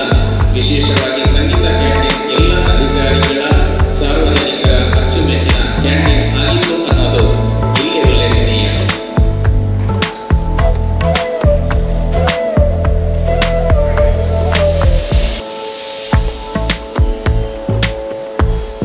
ಸನ್ಮಾನಿಸಿದ ಅತಿಥಿಗಳಿಗೂ ಸನ್ಮಾನ ಸ್ವೀಕರಿಸಿದ ನಮ್ಮ ಸಾಧಕರಿಗೂ ಪ್ರೀತಿಯ ವಂದನೆಗಳನ್ನು ಸಲ್ಲಿಸ್ತಾ ಸೇರಿದ ಎಲ್ಲ ಸಮಾಜದ ಬಂಧುಗಳೇ, ಕಡಬ ತಾಲೂಕು ಅಧಿಕೃತವಾಗಿ ಅಸ್ತಿತ್ವಕ್ಕೆ ಬಂದಿದೆ. ಅದರೊಂದಿಗೆ ಕಡಬ ತಾಲೂಕು ಒಕ್ಕಲಿಗರ ಸಂಘ ಕೂಡ ಅಧಿಕೃತವಾಗಿ ನಾಡಿದ್ದು ಉದ್ಘಾಟನೆ ಆಗಲಿಕ್ಕಿದೆ. ಸ್ವಂತ ನಿವೇಶನವನ್ನು ಕೂಡ ಹೊಂದಲಾಗಿದೆ. ಸುಸಜ್ಜಿತ ಸುಮಾರು 15 ಕೋಟಿ ರು ವೆಚ್ಚದ ಕಟ್ಟಡಕ್ಕೆ ಪೂಜನೀಯ ಸ್ವಾಮೀಜಿಗಳಾದಂತಹ ಶ್ರೀ ಶ್ರೀ ಶ್ರೀ ನಿರ್ಮಲಾನಂದ ಸ್ವಾಮೀಜಿಯವರು ಶಿಲಾನ್ಯಾಸ ಮಾಡಲಿಕ್ಕಿದ್ದಾರೆ. ವಿಶೇಷ ಗಣ್ಯ ಅತಿಥಿಗಳು ಪಾಲ್ಗೊಳ್ಳಲಿಕ್ಕಿದ್ದಾರೆ. ಇದರ ಪ್ರಕಟಣೆಗಾಗಿ ಸ್ಪಂದನ ಸಹಕಾರ ಸಂಘದ ಪ್ರವರ್ತಕರು ಶ್ರೀ ಕೇಶವ ಅಮೇಕಲ ಇವರನ್ನ ವೇದಿಕೆಗೆ ಆಹ್ವಾನಿಸ್ತಾ ಇದ್ದಾರೆ. ಅದರಂತೆ ವಲಯ ಮತ್ತು 2-3 ವಲಯಗಳು ಕಡಬ ತಾಲೂಕಿಗೆ ಸೇರಿಕೊಂಡಿವೆ. ಆ ಮೂಲಕ ಬಲಿಷ್ಠವಾದ ಕಡಬ ತಾಲೂಕು ಒಕ್ಕಲಿಗರ ಸಂಘ ಅಸ್ತಿತ್ವಕ್ಕೆ ನಾಡಿದ್ದು ಬರಲಿಕ್ಕಿದೆ. ಅಧಿಕೃತವಾಗಿ ಉದ್ಘಾಟನೆ ಆಗಲಿಕ್ಕಿದೆ. ಸುಸಜ್ಜಿತವಾದ ಕಟ್ಟಡ, ಸುಸಜ್ಜಿತವಾದ ರಸ್ತೆ ಬದಿಗೆ ಹೊಂದಿಕೊಂಡಿರುವಂತಹ ನಿವೇಶನ ಇದು ಈ ಒಂದು ಒಕ್ಕಲಿಗರ ಸಂಘ ಕಡಬ ಇದರಲ್ಲಿರುವ ವಿಶೇಷತೆ. ಅದರೊಂದಿಗೆ ಸ್ಪಂದನ ಸಹಕಾರ ಸಂಘ ಕೂಡ ಅಧಿಕೃತವಾಗಿ ನಾಡಿದ್ದು ಮಂಗಳವಾರ ಲೋಕಾರ್ಪಣೆ ಮಾಡಲಿಕ್ಕಿದ್ದಾರೆ. ಇದರ ಪ್ರಕಟಣೆಯನ್ನು ಎಲ್ಲರನ್ನ ಸಮಾಜ ಬಂಧುಗಳನ್ನು ಆಹ್ವಾನಿಸಬೇಕು ಅನ್ನೋದನ್ನು ಸ್ಪಂದನ ಸಹಕಾರ ಸಂಘದ ಪ್ರವರ್ತಕರು ಕೇಶವ ಅಮೇಕಲ ಇವತ್ತು ತಮ್ಮಲ್ಲಿ ವಿನಂತಿಸ್ತಾ ಇದ್ದಾರೆ.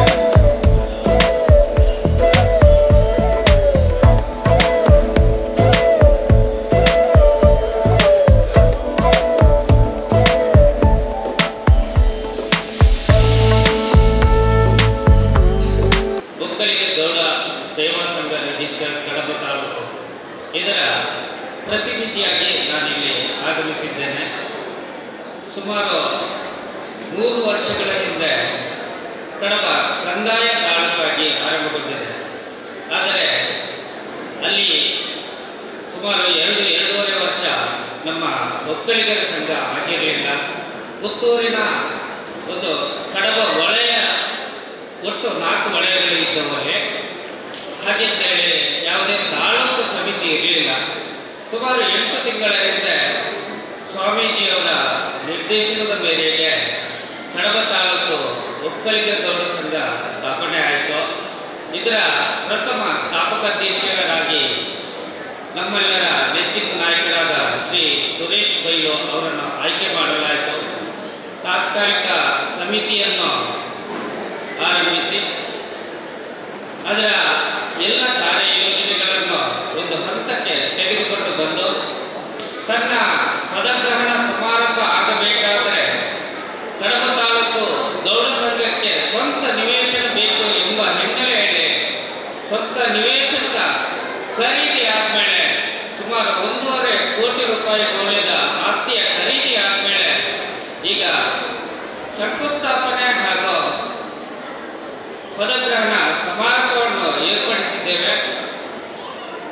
ಡಿಸೆಂಬರ್ 26 ಅಂದರೆ ನಾಳಿದ್ದು ಬೆಳಿಗ್ಗೆ ಮಂಗಳವಾರ ಬೆಳಿಗ್ಗೆ 9 ಗಂಟೆಗೆ ನಮ್ಮ ಕಡಬ ತಾಲೂಕು ಒಕ್ಕಲಿಗ ಸಂಘ ಪ್ರವರ್ತಿತ ಒಕ್ಕಲಿಗ ಸ್ಪಂದನ ಸಮುದಾಯ ಸಹಕಾರ ಸಂಘ ಇದರ ಅಧಿಕೃತ ಉದ್ಘಾಟನೆಯನ್ನು ನಮ್ಮ ನೆಚ್ಚಿನ ಗುರುಗಳಾಗಿರುವಂತಹ ಆದಿಚುಂಚನಗಿರಿ ಮಹಾಸಂಸ್ಥಾನದ ಪೀಠಾಧ್ಯಕ್ಷರಾದ ಶ್ರೀ ಶ್ರೀ ಶ್ರೀ ಡಾಕ್ಟರ್ ನಿರ್ಮಲಾನಂದ ಸ್ವಾಮೀಜಿ ಅವರ ದಿವ್ಯ ಹಸ್ತದಲ್ಲಿ ದೀಪ ಪ್ರಜ್ವಲನೆ ಮೂಲಕ ಉದ್ಘಾಟನೆ ಮಾಡಿ ನಂತರ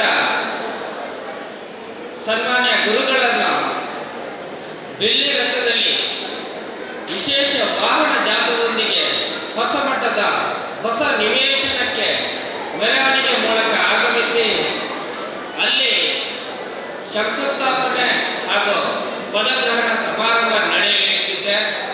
ಈ ಸಮಾರಂಭದಲ್ಲಿ ನಮ್ಮ ರಾಜ್ಯ ಹಾಗೂ ಕೇಂದ್ರದ ನಮ್ಮ ಸಮುದಾಯದ ನಾಯಕರು ಭಾಗವಹಿಸಲಿದ್ದು ಹಾಗೆಯೇ ನಮ್ಮ ಗುರುಗಳಾಗಿರುವಂತಹ ಡಾಕ್ಟರ್ ಶ್ರೀ ಶ್ರೀ ಧರ್ಮಪಾಲನಾಥ ಸ್ವಾಮೀಜಿ ಅವರ ದಿವ್ಯ ಉಪಸ್ಥಿತಿಯಲ್ಲಿ ಈ ಕಾರ್ಯಕ್ರಮ ನಡೆಯಲಿದ್ದು ಈ ಮೊದಲು ಇದೇ ಪುತ್ತೂರು ತಾಲೂಕಿನಲ್ಲಿ ಇದ್ದವರು.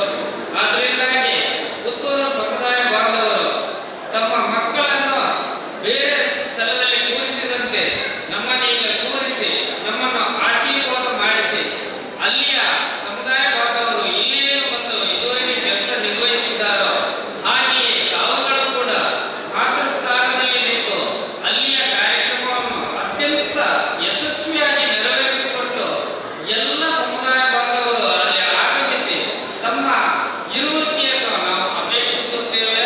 ತಮಗೆಲ್ಲರಿಗೂ ಆದರ ಸ್ವಾಗತವನ್ನು ಈ ವೇದಿಕೆ ಮುಖಾಂತರ ಬಯಸುತ್ತಾ ನವೆಂಬರ್ 26ನೇ ತಾರೀಕಿಗೆ ರಾತ್ರಿಯವರೆಗೆ ಅಂದರೆ ವಿವಿಧ ಸಾಂಸ್ಕೃತಿಕ ಕಾರ್ಯಕ್ರಮಗಳಿವೆ.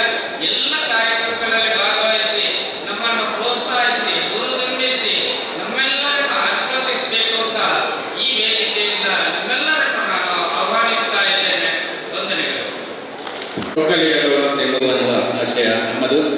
ಪ್ರವೀಣ್ ಕುಂಟ್ಯಾನ ಪ್ರೇರಣಾ ಸಂಸ್ಥೆಯ ವತಿಯಿಂದ ಆಡಳಿತ ನಿರ್ದೇಶಕರಾದ ಪ್ರವೀಣ್ ಕುಂಟ್ಯಾನ ತಾವು ಕೂಡ ವೇದಿಕೆಗೆ ಬರಬೇಕು. ಪೂಜ್ಯ ಸ್ವಾಮೀಜಿಯವರಿಂದ ಆಶೀರ್ವಾದವನ್ನು ಪಡ್ಕೊಳ್ಬೇಕು. ಸತ್ಯನಾರಾಯಣ ಪೂಜೆಯ ಪ್ರಸಾದ ವಿತರಣೆಗೆ ಬ್ಯಾಗನ್ನು ಕೊಡುಗೆಯಾಗಿ ನೀಡಿದ ತಾವೆಲ್ಲರೂ ಕೂಡ ಪೂಜ್ಯ ಸ್ವಾಮೀಜಿಯವರ ಕೈಯಿಂದ ಶಾಲನ್ನ ಆಶೀರ್ವಾದ ರೂಪವಾಗಿ ಪಡ್ಕೊಳ್ಬೇಕು ಅನ್ನುವ ಆಶಯವನ್ನು ವ್ಯಕ್ತಪಡಿಸ್ತಾ ಇದ್ದೇನೆ.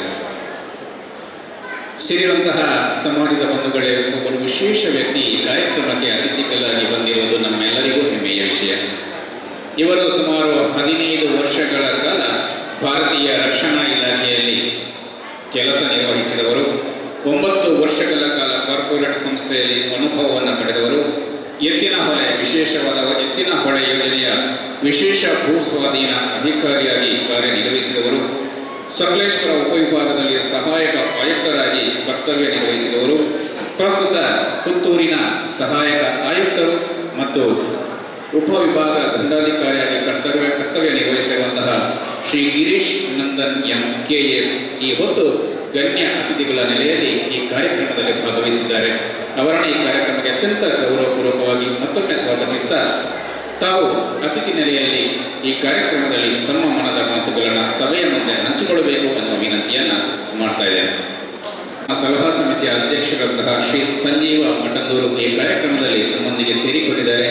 ಈ ಕಾರ್ಯಕ್ರಮಕ್ಕೆ ಅತ್ಯಂತ ಗೌರವದ ಸ್ವಾಗತವನ್ನು ಕೊಟ್ಟ ಸುರೇಶ್ ಗೌಡ ತಾವು ವೇದಿಕೆಗೆ ಬರಬೇಕು. ಸುರೇಶ್ ಗೌಡ ಕಲ್ಲಾರೆ ತಾವು ಒಮ್ಮೆ ವೇದಿಕೆಗೆ ಬರಬೇಕು. ಕಾರ್ಯಕ್ರಮದ ಗಣ್ಯ ಅತಿಥಿಗಳಂತಹ ಶ್ರೀ ಸಂಜೀವ ಮಠಂದೂರು ನಿಕಟಪೂರ್ವ ಶಾಸಕರು ಪುತ್ತೂರು ವಿಧಾನಸಭಾ ಕ್ಷೇತ್ರ ಇವರನ್ನ ಫಲ ತಾಂಬೂಲ ನೀಡುವುದರ ಮೂಲಕ ಈ ಕಾರ್ಯಕ್ರಮಕ್ಕೆ ಸ್ವಾಗತಿಸಬೇಕು ಅನ್ನೋ ಆಶಯವನ್ನು ವ್ಯಕ್ತಪಡಿಸುತ್ತಿದ್ದೇನೆ. ಪಾತ್ರ ವಹಿಸಿದವರು ಈ ಒಂದು ಸಭಾಭವನದ 10 ಹಲವು ಬೆಳವಣಿಗೆಯಲ್ಲಿ ತಮ್ಮ ಒಂದು ಸಹಕಾರ ಕೊಡುಗೆಯನ್ನು ನೀಡಿದವರು ಮಾನ್ಯ ನಿಕಟಪೂರ್ವ ಶಾಸಕರಾದ ಸಂಜೀವ ಮಠಂದೂರವರು ಈ ಕಾರ್ಯಕ್ರಮದಲ್ಲಿ ನಮ್ಮೊಂದಿಗೆ ಸೇರಿಕೊಂಡಿದ್ದಾರೆ. ಈ ಕಾರ್ಯಕ್ರಮದ ಅತಿಥಿಗಳು ಅವರಿಗೆ ಸೇರಿರುವ ಸಮಾಜದ ಎಲ್ಲರ ಪರವಾಗಿ ಗೌರವದ ಸ್ವಾಗತ. ಮಾನ್ಯ ಇವತ್ತು ಈಗಾಗಲೇ ತಮ್ಮ ಈ ಒಂದು ಸಂಘದ ಪದಾಧಿಕಾರಿಗಳಾಗಿ ಈ ಸೇವೆಯನ್ನು ಯಶಸ್ವಿಯಾಗಿ ನಿರ್ವಹಿಸಿ ನಿರ್ಗಮಿಸಿದ ಎಲ್ಲ ಪದಾಧಿಕಾರಿಗಳು ಅವರಿಗೆ ಅಭಿನಂದನೆಗಳು. ಅದೇ ರೀತಿ ನೂತನ ಪದಾಧಿಕಾರಿಗಳಂತ ಅಧಿಕಾರ ವಹಿಸಿಕೊಂಡ ಎಲ್ಲರಿಗೂ ನನ್ನ ಅಭಿನಂದನೆಗಳನ್ನ ವ್ಯಕ್ತಪಡಿಸ್ತೇನೆ. ತಮಗೆಲ್ಲ ಗೊತ್ತಿರೋ ಹಾಗೆ ಸಂಘ ಸಂಸ್ಥೆ ಮತ್ತು ಸರ್ಕಾರದ ಪಾತ್ರ ಏನು ವ್ಯತ್ಯಾಸ ಏನಿರಲ್ಲ. ಎರಡೂ ನಮ್ಮ ಸರ್ಕಾರದ ಬಹಳಷ್ಟು ಕಾರ್ಯಕ್ರಮಗಳು ಮತ್ತು ವೆಲ್ಫೇರ್ ಆ್ಯಕ್ಟಿವಿಟೀಸ್ಗಳನ್ನ ಸಮರ್ಪಕವಾಗಿ ನಿರ್ವಹಿಸಲು ಸಾರ್ವಜನಿಕರ ಮತ್ತು ಸಂಘ ಸಂಸ್ಥೆಗಳ ಪಾತ್ರ ಬಹಳ ದೊಡ್ಡದಾಗಿದೆ. ಅದರಲ್ಲೂ ಮುಖ್ಯವಾಗಿ ನಾನು ಹಾಸನ ಜಿಲ್ಲೆಯಿಂದ ಈ ಒಂದು ಜಿಲ್ಲೆಗೆ AC ಆಗಿ ಅಧಿಕಾರ ಸ್ವೀಕಾರಗೊಂಡಾಗ ಈ ಒಂದು ಜಿಲ್ಲೆಯಲ್ಲಿ ಬಹಳಷ್ಟು ಸಂಘ ಸಂಸ್ಥೆಗಳು ಕಾರ್ಯಪ್ರವೃತ್ತವಾಗಿದೆ. ಒಂದು ಬಹಳ ಖುಷಿ ಅಂತ ಹೇಳೋದಾದರೆ ಪ್ರತಿಯೊಂದು ಹಂತದಲ್ಲೂ ಸಂಘ ಸಂಸ್ಥೆಗಳಿದೆ. ಈ ಒಂದು ಸೀನಿಯರ್ ಸಿಟಿಜನ್ ಕೂಡ ಒಂದು ಸಂಘವನ್ನು ಮಾಡಿಕೊಂಡು ಅವರು ಬಹಳ ಚೆನ್ನಾಗಿ ನಿರ್ವಹಿಸ್ತಾ ಇದ್ದಾರೆ. ಅದರಿಂದ ಬಹಳಷ್ಟು ವ್ಯಕ್ತಿಗಳು ಈ ಸಂಘದೊಂದಿಗೆ ಪಾಲ್ಗೊಂಡು ಸಮಾಜದ ಎಲ್ಲ ವರ್ಗದವರ ಒಂದು ಏಳಿಗೆಗಾಗಿ ಶ್ರಮಿಸುತ್ತಿರುವುದು ಬಹಳ ಖುಷಿ ಕೊಡುವಂಥ ಒಂದು ಸಂಗತಿ. ಅದರಲ್ಲೂ ಮುಖ್ಯವಾಗಿ ಈ ಒಂದು ಸಂಘದ ಒಂದು ಸ್ವಸಹಾಯ ಸಂಘ ಏನಿದೆ ಅವರ ಒಂದು ಕಾರ್ಯಸಾಧನೆ ಬಗ್ಗೆ ನಾನೀಗ ಅವರು ಈಗಾಗಲೇ ಹೇಳಿದರು. ಸುಮಾರು 3 ಕೋಟಿಯಷ್ಟು ಅವರು ಠೇವಣಿ ಇಟ್ಟಿದ್ದಾರೆ. ಮದುವೆಗಳನ್ನು ಕೂಡ ಸಮರ್ಪಕವಾಗಿ ನಡೆಸ್ಕೊಳ್ಳುವಂಥ ಒಂದು ಕಾರ್ಯಕ್ರಮವನ್ನು ಹಮ್ಮಿಕೊಂಡಿದ್ದಾರೆ. ಮತ್ತು ನಮ್ಮ ಧರ್ಮಪಾಲನಂತ ಸ್ವಾಮೀಜಿಯವರು ಬಹಳ ಆ್ಯಕ್ಟಿವ್ ಆಗಿ ಈ ಒಂದು ಎಲ್ಲ ಸಂಘ ಸಂಸ್ಥೆಗಳನ್ನ ತಮ್ಮ ಮಾರ್ಗದರ್ಶನದಲ್ಲಿ ಮುನ್ನಡೆಸ್ತಿರುವುದು ನಮಗೆಲ್ಲ ಗೊತ್ತಿರೋ ವಿಚಾರ. ಇದೀಗ ತಾನೇ ಇತ್ತೀಚೆಗಷ್ಟೇ ಈ ಒಂದು ಪುತ್ತೂರಿನಲ್ಲಿ ಬಹಳ ದೊಡ್ಡ ಒಂದು ಕಾರ್ಯಕ್ರಮವನ್ನು ಯಶಸ್ವಿಯಾಗಿ ನಡೆಸಿಕೊಟ್ಟಿದ್ದಾರೆ. ಅವ್ರನ್ನ ನಾವು ಹತ್ತಿರದಿಂದ ನೋಡ್ತಾ ಇದ್ದೇವೆ. ಹೀಗೆ ಇದೇ ರೀತಿ ಈ ಸಂಘ ಸಂಸ್ಥೆ ಚೆನ್ನಾಗಿ ಬೆಳೀಲಿ, ಬಹಳಷ್ಟು ಉನ್ನತ ಸೇವೆಗಳನ್ನ ಮಾಡಲಿ. ಮತ್ತೊಮ್ಮೆ ಈ ಒಂದು ಸಂಘ ಸಂಸ್ಥೆಯಿಂದ 3 ಜನ ಸಾಧಕರನ್ನು ಗುರುತಿಸಿ ಕೂಡ ನಾವು ಇವತ್ತು ಅವ್ರನ್ನ ಸನ್ಮಾನಿಸಿದ್ದೇವೆ. ಅದೇ ರೀತಿ ಕೆಲವೊಂದು ವಿದ್ಯಾರ್ಥಿಗಳು ಕೂಡ ನಾವು ಅವರ ಏಳಿಗೆಗಳನ್ನ ಸನ್ಮಾನಿಸಿದ್ದೇವೆ. ಹೀಗೆ ಈ ಹಲವು ಸಾಧನೆಗಳನ್ನ ಮಾಡಲಿ ಮತ್ತು ಸಮಾಜಕ್ಕೆ ಒಳ್ಳೆಯ ಒಂದು ಮಾರ್ಗದರ್ಶನ ನೀಡಲಿ ಅಂತ ಹೇಳ್ತಾ ನನಗೆ ಈ ಒಂದು ಸಭೆಗೆ ಆಹ್ವಾನಿಸಿ ಮಾತನಾಡಲು ಅವಕಾಶ ಕೊಟ್ಟ ತಮ್ಮೆಲ್ಲರಿಗೂ ವಂದಿಸ್ತಾ ನನ್ನ ಮಾತುಗಳನ್ನು ಮುಗಿಸ್ತೇನೆ. ಧನ್ಯವಾದಗಳು. ಮುಖ್ಯ ಅತಿಥಿ ಶ್ರೀ ಸಂಜೀವ ಮಠಂದೂರು ಸಾಮಾಜಿಕ, ಶೈಕ್ಷಣಿಕ, ಧಾರ್ಮಿಕ, ರಾಜಕೀಯ ಮತ್ತು ಸಹಕಾರಿ ಸಂಘಗಳಲ್ಲಿ ವಿವಿಧ ಹುದ್ದೆಗಳನ್ನು ಅಲಂಕರಿಸಿ ಸಮರ್ಪಣಾ ಭಾವದಿಂದ ದುಡಿದಿರುವ ಶ್ರೀಕರು ಕಳೆದ ಅವಧಿಯಲ್ಲಿ ಪುತ್ತೂರು ವಿಧಾನಸಭಾ ಕ್ಷೇತ್ರದ ಜನಪ್ರಿಯ ಶಾಸಕರಾಗಿ ಸೇವೆಯನ್ನು ಮಾಡುವುದರ ಮೂಲಕ ಅಪಾರ ಜನಮನ್ನಣೆಯನ್ನು ಪಡೆದಿರುತ್ತಾರೆ. ಪ್ರಸ್ತುತ ಮಾಜಿ ಶಾಸಕರಾದರೂ ಕೂಡ ಜನಸೇವೆಯೇ ಜನಾರ್ದನ ಸೇವೆ ಎಂದು ತಿಳಿದು ತಮ್ಮ ಕಾರ್ಯವನ್ನು ಈಗಲೂ ಮಾಡ್ತಾ ಇದ್ದಾರೆ. ಒಕ್ಕಲಿಗೌಡ ಸಂಘದ ಸಲಹಾ ಸಮಿತಿ ಅಧ್ಯಕ್ಷರಾಗಿ, ಮಾರ್ಗದರ್ಶಕರಾಗಿ ಸಂಘದ ಶ್ರೇಯೋಭಿವೃದ್ಧಿಗೆ ದುಡಿಯುತ್ತಿರುವ ಶ್ರೀ ಸಂಜೀವ ಮಠಂದೂರು ಇದೀಗ ಮುಖ್ಯ ಅತಿಥಿಗಳ ಸ್ಥಾನ. ಇವತ್ತು ಒಂದು ಸಮಾಜ ಮತ್ತೊಮ್ಮೆ ಸಂಭ್ರಮಿಸ್ತಾ ಇದೆ ಅಂತೇಳಿ ಈ ಹಾಲನ್ನು ಕಂಡಾಗ ನನಗೆ ಕಂಡಿತ್ತು. ನಾನಿವತ್ತು 2ನೇ ಗೌಡ ಸಮಾಜದ ಕಾರ್ಯಕ್ರಮದಲ್ಲಿ ಭಾಗವಹಿಸಿದ್ದೆ. ನನ್ನ ವಿಧಾನಸಭಾ ಕ್ಷೇತ್ರದಲ್ಲಿ ಒಂದು ವಿಟ್ಲದಲ್ಲಿ ಸತ್ಯನಾರಾಯಣ ಪೂಜೆ ಮತ್ತು ಒಂದು ಧಾರ್ಮಿಕ ಕಾರ್ಯಕ್ರಮ. ಅದರಿಂದ ನಾನು ಬರುವಾಗ ಇಲ್ಲಿ ತಡ ಆಗಿದೆ. ಅದಕ್ಕೆ ಸ್ವಾಮೀಜಿಯವರಲ್ಲಿ ಮತ್ತು ನಿಮ್ಮಲ್ಲಿ ಕ್ಷಮೆಯನ್ನೇ ಯಾಚಿಸ್ತಾ ಇದ್ದೇನೆ. 2ನೇ ಕಾರ್ಯಕ್ರಮ ನನ್ನದೇ ಆದ ತಾಲೂಕಿನ ಪುತ್ತೂರಿನ ಈ ಕಾರ್ಯಕ್ರಮದಲ್ಲಿ ಭಾಗವಹಿಸ್ತಾ ಇದ್ದೇನೆ.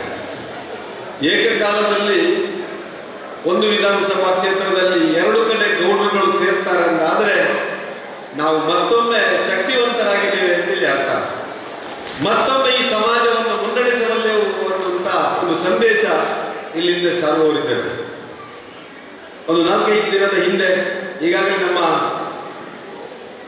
ಸೋದರ ಸಂಸ್ಥೆ ಕಡಬ ಅಸ್ತಿತ್ವಕ್ಕೆ ಬಂದು ನಾಲ್ಕು ತಾಲೂಕು ಗೌಡರ ಸಮಾವೇಶ ನಡೆಯುವಂಥ ಆ ಕಾರ್ಯಕ್ರಮಕ್ಕೆ ನನ್ನನ್ನು ಬೆಂಗಳೂರಿಗೆ ಆಹ್ವಾನಿಸಿದರು. ಸ್ವಲ್ಪ ಆಮಂತ್ರಣ ಕೊಡಬೇಕೆಲ್ಲ ಹಿರಿಯರಿಗೆ ಅಂತೇಳಿ ಅಲ್ಲಿ ಹೋದಾಗ ನಮ್ಮ ರಾಜ್ಯ ಒಕ್ಕಲಿಗ ಸಂಘಕ್ಕೆ ಹೋಗಿದ್ದೆವು. ರಾಜ್ಯ ಒಕ್ಕಲಿಗ ಸಂಘದ ಅಧ್ಯಕ್ಷರು ಸ್ವಾಮೀಜಿಯವರು ನಮ್ಮನ್ನು ಭಾರಿ ಆದರಾತಿಥ್ಯದಿಂದ ನಿಮ್ಮ ಆ ಒಂದು ಏನು ಕೃಪೆಯಿಂದ ನಮ್ಮನ್ನು 2 ಗಂಟೆ ಕೂತ್ಕೊಳ್ಳಿಸಿ ಊಟ ಅದನ್ನೆಲ್ಲ ಕೊಟ್ಟರು. ಒಟ್ಟು ಇಡೀ ಕರ್ನಾಟಕದ ಒಕ್ಕಲಿಗ ಸಂಘ ಯಾವ ರೀತಿ ಆಗಿದೆ ಅಂತೇಳಿ ನಾನು ಬಹುಶಃ ಮೊನ್ನೆ ತಿಳ್ಕೊಂಡದ್ದು. ನಾವೆಲ್ಲ ಹೆಮ್ಮೆ ಪಡಬೇಕು, ನಮಗೆಲ್ಲ ಗೌರವ ಆಗಬೇಕು. ಒಕ್ಕಲಿಗ ಸಂಘ 4,000 ಕೋಟಿ ಟರ್ನ್ ಓವರ್ ಮಾಡ್ತಾ ಇದೆ. 4,000 ಕೋಟಿಯ ಒಡೆಯ ಒಂದು ವರ್ಷದಲ್ಲಿ ಆಸ್ತಿ ಬೇರೆ ಇದೆ, ಆಸ್ತಿಗಳು ಬೇರೆ ಇದೆ. ಒಂದು ವರ್ಷದಲ್ಲಿ ಅಷ್ಟು ವ್ಯವಹಾರವನ್ನು ಒಂದು ಸಮಾಜ ಮಾಡ್ತಾ ಇದೆ. ಬೇರೆ ಯಾವ ಸಮಾಜ ಮಾಡಲಿಕ್ಕೆ ಸಾಧ್ಯ? ಅಂತ ಸಮಾಜದ ಓರ್ವ ವ್ಯಕ್ತಿ ನಾನು ಅಂತೇಳಿ ಹೆಮ್ಮೆ ಪಡಲಿಕ್ಕೆ ನಾನು ಕೂಡ ಈ ಸಂದರ್ಭದಲ್ಲಿ ನಿಂತಿದ್ದೇನೆ. ಒಕ್ಕಲತನ ಮಾಡಿಕೊಂಡೇ ನಾವು ಯಾವ ರೀತಿಯಾಗಿ ಈ ಸಮಾಜದಲ್ಲಿ ತಮ್ಮತನವನ್ನು ಉಳಿಸಿಕೊಳ್ಬಹುದು ಅಂತೇಳಿ ಈ ದೇಶದ ಒಂದು ಪರಂಪರೆಯನ್ನು ನೋಡಬೇಕಿದ್ರೆ ನಾವೆಲ್ಲ ಕೃಷಿ ಪರಂಪರೆಯಿಂದ ಬಂದಿದ್ದೇವೆ. ಋಷಿ ಪರಂಪರೆ ಕೂಡ ಇಲ್ಲೇ ಇದೆ, ರಾಜ ಪರಂಪರೆ ಕೂಡ ನಮಗೆ ಇದೆ, ಪ್ರಜಾ ಪರಂಪರೆ ಕೂಡ ಇವತ್ತು ನಮ್ದೇ. ಕೃಷಿ ಪರಂಪರೆಯಿಂದ ಪ್ರಜಾ ಪರಂಪರೆ ತನಕ ನಮ್ಮತನವನ್ನು ಉಳಿಸಿಕೊಂಡು ನಮ್ಮ ಐಡೆಂಟಿಟಿಯನ್ನು ಉಳಿಸಿಕೊಂಡು ನಾವು ಮುನ್ನಡೆಸುವಂತ ಒಂದು ಅವಶ್ಯಕತೆ ಇದೆ. ರಾಜ ಪರಂಪರೆಯಲ್ಲಿ ಬೆಂಗಳೂರಿನ ಏನು ನಾಡಪ್ರಭು ಕೆಂಪೇಗೌಡರನ್ನು ನಾವು ಉಲ್ಲೇಖ ಮಾಡಬಹುದು. ಪ್ರಜಾ ಪರಂಪರೆಯಲ್ಲಿ ದೇವೇಗೌಡರಂತವರು, ಡಿ ವಿ ಸದಾನಂದ ಗೌಡರಂತವರು, ಎಸ್ ಎಂ ಕೃಷ್ಣ ಅಂತವರು ಪ್ರಜಾ ಪರಂಪರೆಯಲ್ಲಿಯೂ ರಾಜ ಪರಂಪರೆಯನ್ನು ನೆನಪು ಮಾಡುವಂತ ಕೆಲಸವನ್ನು ಮಾಡಿದ್ದಾರೆ. ಇವತ್ತು ನಮ್ಮ ಯುವ ಪೀಳಿಗೆ ಮುಂದಿನ ದಿನಗಳಲ್ಲಿ ಕೃಷಿ ಪರಂಪರೆಯಿಂದ ಪ್ರಜಾ ಪರಂಪರೆಯವರೆಗೆ ಏನೇನು ನಮ್ಮಲ್ಲಿ ಸಾಧಕರಾಗಿದ್ದಾರೆ ಅಂತಹ ಸಾಧಕರನ್ನು ಮತ್ತೊಮ್ಮೆ ಇಲ್ಲಿ ನಿರ್ಮಾಣ ಮಾಡುವಂತ ಕೆಲಸ ಈ ಸಮಾಜದಿಂದ ಆಗಬೇಕಾಗಿದೆ. ಮತ್ತೊಮ್ಮೆ ಇದೊಂದು ಜಾಗೃತ ಸಮಾಜ, ಸ್ವಾಭಿಮಾನಿ ಸಮಾಜ, ವಿದ್ಯಾವಂತ ಸಮಾಜ, ಧರ್ಮಾಧಾರಿತ ಬದುಕಿನ ಸಮಾಜ ಅಂತೇಳಿ ತೋರಿಸಿಕೊಡುವ ಕೆಲಸ ಆಗಬೇಕು. ಅದಕ್ಕಾಗಿ ಬಹುಶಃ ಇವತ್ತು ಬೆಳಿಗ್ಗೆ ನಾವು ಸತ್ಯನಾರಾಯಣ ಪೂಜೆಯನ್ನು ಮಾಡಿದ್ವಿ. ಸತ್ಯನಾರಾಯಣ ಪೂಜೆ ಮಾಡುವ ಮುಖಾಂತರ ನಮ್ಮ ಧಾರ್ಮಿಕತೆ, ನಮ್ಮ ಧರ್ಮಾಧಾರಿತ ಬದುಕು ನಾವೆಲ್ಲ ಮತ್ತೊಮ್ಮೆ ಒಟ್ಟಾಗಿ ಮತ್ತೊಮ್ಮೆ ಧರ್ಮದ ಬಗ್ಗೆ ಯೋಚನೆ ಮಾಡುವಂತ ಕೆಲಸವನ್ನು ಮಾಡಿದ್ದೇವೆ. ಆಮೇಲೆ ಈಗ ಸ್ವಾಮೀಜಿಯವರ ಆಶೀರ್ವಚನ, ಮತ್ತೊಮ್ಮೆ ನಮ್ಮ ಬದುಕು ಸಮಾಜ ಸಮರ್ಪಿತ ಬದುಕಾಗಬೇಕು. ಸ್ವಾಮೀಜಿಯವರ ಆಶೀರ್ವಾದದ ಮುಖಾಂತರ ಮತ್ತೊಮ್ಮೆ ನಾವೆಲ್ಲ ಪಾವನರಾಗಬೇಕು. ಆ ಸಂದೇಶ ಕೊಡುವಂತ ಕೆಲಸವನ್ನು ಮಾಡಿದ್ದೇವೆ. ಇಲ್ಲಿಂದ ಮತ್ತೆ ನಿರ್ಗಮಿಸಿ ನಮ್ಮ ಕಾಯಕದಲ್ಲಿ ನಾವೆಲ್ಲ ತೊಡಗುವವರಿದ್ದೇವೆ. ನಮ್ಮ ಕಾಯಕದಲ್ಲಿ ತೊಡಗುವಂತಹ ಸಂದರ್ಭದಲ್ಲಿ ಮತ್ತೆ ಇಲ್ಲಿಯ ಆ ಕಾರ್ಯಕ್ರಮಗಳು ಮತ್ತೆ ಮೆಲುಕು ಹಾಕುವಂತ ಕೆಲಸ ಆಗಬೇಕು. ಆ ಮುಖಾಂತರ ಇವತ್ತು ಸಮಾಜ ಮತ್ತೊಮ್ಮೆ ಸಂಚಲನ ಉಂಟು ಮಾಡುವಂತ ಕೆಲಸವನ್ನು ಮಾಡಬೇಕು. ನಾವು ಯಾವಾಗಲೂ ಸಭೆ ನಮ್ಮ ಆಗ್ಬೇಕಿದ್ರೆ ನಾವು ಸಹ ಸ್ವಲ್ಪ ಅಪ್ಗ್ರೇಡ್ ಆಗಿದ್ದೇವೆ. ನಮ್ಮ ಫ್ಯಾನ್ ನೋಡುವಾಗ ಗೊತ್ತಾಗ್ತದೆ ಗೌಡ ಸಮಾಜ ಅಪ್ಗ್ರೇಡ್ ಆಗಿದೆ ಅಂತೇಳಿ. ಅಲ್ಲಿ ಒಂದು ಹಾಲ್ ಇದೆ, AC ಹಾಲ್ ಇದೆ, ಅದನ್ನು ನೋಡುವಾಗಲೂ ಗೊತ್ತಾಗ್ತದೆ ನಾವು ಸ್ವಲ್ಪ ಹೈ ಅಡಿಕೆ ರೇಟ್ ಜಾಸ್ತಿ ಆಗಿದೆ ಅಂತೇಳಿ. ಕೇವಲ ನಮ್ಮ ಫ್ಯಾನ್ ಹೈ ಆದರೆ AC ರೂಮಲ್ಲಿ ಕೂತ್ರೆ ಸಾಕಾಗುವುದಿಲ್ಲ. ನಾವು ಯಾವಾಗಲೂ ಇಲ್ಲಿಗೆ ಬಂದು ಇದರ ಅಡಿಯಲ್ಲಿ ಕೂತಾಗ ಮಾತ್ರ ಇಡೀ ಸಮಾಜದ ಜನ ಒಂದಾದಾಗ ಮಾತ್ರ ನಾವೇನಾದರೂ ಒಂದು ಸಂದೇಶವನ್ನು ಸಾರುವಂತ ಕೆಲಸ ಮಾಡಬೇಕು. ಏನು ಸಂದೇಶ? ನಮ್ಮಲ್ಲಿ ಒಂದು ಒಗ್ಗಟ್ಟಿನ ಸಂದೇಶ, ಒಂದು ಸಾಮರಸ್ಯದ ಸಂದೇಶ, ಇನ್ನೊಂದು ಸಾಧಕರಾಗುವಂಥ ಸಂದೇಶ. ಇದನ್ನು ನಮ್ಮವರು ಮಾಡುವಂಥ ಅವಶ್ಯಕತೆ ಇದೆ. ಅದಕ್ಕಾಗಿ ಬಹುಶಃ ವರ್ಷಕ್ಕೊಮ್ಮೆ ನಮ್ಮ ಇಂತಹ ಸಮಾವೇಶದ ಮುಖಾಂತರ, ಧಾರ್ಮಿಕ ಕಾರ್ಯಕ್ರಮಗಳ ಮುಖಾಂತರ ಮತ್ತೊಮ್ಮೆ ನಮ್ಮ ಬದುಕು ಕಟ್ಟುವಂಥ ಕೆಲಸ ನಾವು ಇವತ್ತು ಮಾಡ್ತಾ ಇದ್ದೇವೆ. ಅದರ ಜೊತೆಯಲ್ಲಿ ನಾವು 10 ಕುಟುಂಬ 18 ಗೋತ್ರ ಅಂತ ಹೇಳ್ತೇವೆ. ಎಸಿ ಅವರಿಗೆ ಬಹುಶಃ ನಿಮಗೆ ನಮ್ಮ ಸಕಲೇಶ್ವರದವರಿಗೆ ಗೊತ್ತಿರ್ಲಿಕ್ಕೆ 10 ಕುಟುಂಬ 18 ಗೋತ್ರ ಅಂತೇಳಿ 10 ಕುಟುಂಬ 18 ಗೋತ್ರ ಅಂದ್ರೆ ನಾವು ಒಂದು ಮನೆಯವರು ಅಂತ ಲೆಕ್ಕ, ಒಂದೇ ಬಟ್ಟಲಲ್ಲಿ ಊಟ ಮಾಡ್ತಾ ಇದ್ದವರು ಅಂತ ಲೆಕ್ಕ, ಒಂದೇ ಮಂಡೆಯಿಂದ ಸ್ನಾನ ಮಾಡ್ತಾ ಇದ್ದವರು ಅಂತ ಲೆಕ್ಕ. ಅದನ್ನು ಮತ್ತೊಮ್ಮೆ ನಾವು ಒಟ್ಟಿಗೆ ಸೇರಿ ಇಲ್ಲಿ ಒಂದೇ ಕೊಪ್ಪರಿಗೆಯಿಂದ ಊಟ ಮಾಡುವಂತ ಕೆಲಸ ಇವತ್ತು ಆಗ್ತಾ ಇದೆ. ಯಾಕಂದ್ರೆ ನಮ್ಮಲ್ಲಿ ಯಾವುದೇ ವ್ಯತ್ಯಾಸಗಳಿಲ್ಲ. 10 ಕುಟುಂಬ 18 ಗೋತ್ರ ಅಂತೇಳಿ ನಮ್ಮಲ್ಲಿ ಆ ಬಳಿ ಬೇರೆ, ಈ ಬಳಿ ಬೇರೆ, ಆ ಗೋತ್ರ ಬೇರೆ, ಈ ಗೋತ್ರ ಬೇರೆ ಅಲ್ಲ. ನಾವು ಒಂದೇ ಕುಟುಂಬಕ್ಕೆ ಸೇರಿದವರು ಎನ್ನುವಂಥ ಸಂದೇಶವನ್ನು ಕೂಡ ಕೊಡುವ ಮುಖಾಂತರ ನಮ್ಮಲ್ಲಿ ಒಗ್ಗಟ್ಟಿದೆ, ಸಾಮರಸ್ಯ ಇದೆ ಅಂತೇಳಿ ತೋರಿಸ್ಕೊಡುವಂಥದ್ದು. ಅದಕ್ಕಾಗಿ ಇವತ್ತು ವಿಶೇಷವಾಗಿ ಕಳೆದ ಫೆಬ್ರವರಿಯಲ್ಲಿ ನಾವೊಂದು ದೊಡ್ಡ ಸಮಾವೇಶವನ್ನು ನಮ್ಮ ಸ್ವಾಮೀಜಿಯವರ ಮಾರ್ಗದರ್ಶನದಲ್ಲಿ ಮಾಡಿದ್ದೇವೆ. ಇಡೀ ರಾಜ್ಯಕ್ಕೆ ನಮ್ಮ ತಾಕತ್ತೇನು, ಗೌಡ್ರ ಆ ಸಂಘಟನೆ ಏನು ಅಂತೇಳಿ ತೋರಿಸಿಕೊಟ್ಟಂತ ಕೆಲಸವನ್ನು ನೀವೆಲ್ಲ ಅವತ್ತು ಮಾಡಿದ್ದೀರ, ಸರಿಯಲ್ಲ? ಯಾರೆಲ್ಲ ಅವತ್ತು ಬಂದಿದ್ದೀರ ಕೈ ಎತ್ತಿ ನೋಡೋದಕ್ಕೆ ಬಂದಿದ್ದೇನೆ ಅಂತ ಹೇಳು. ಇನ್ನೂ ಕೂಡ ಬರಲಿಲ್ಲ ಒಂದಷ್ಟು ಜನ.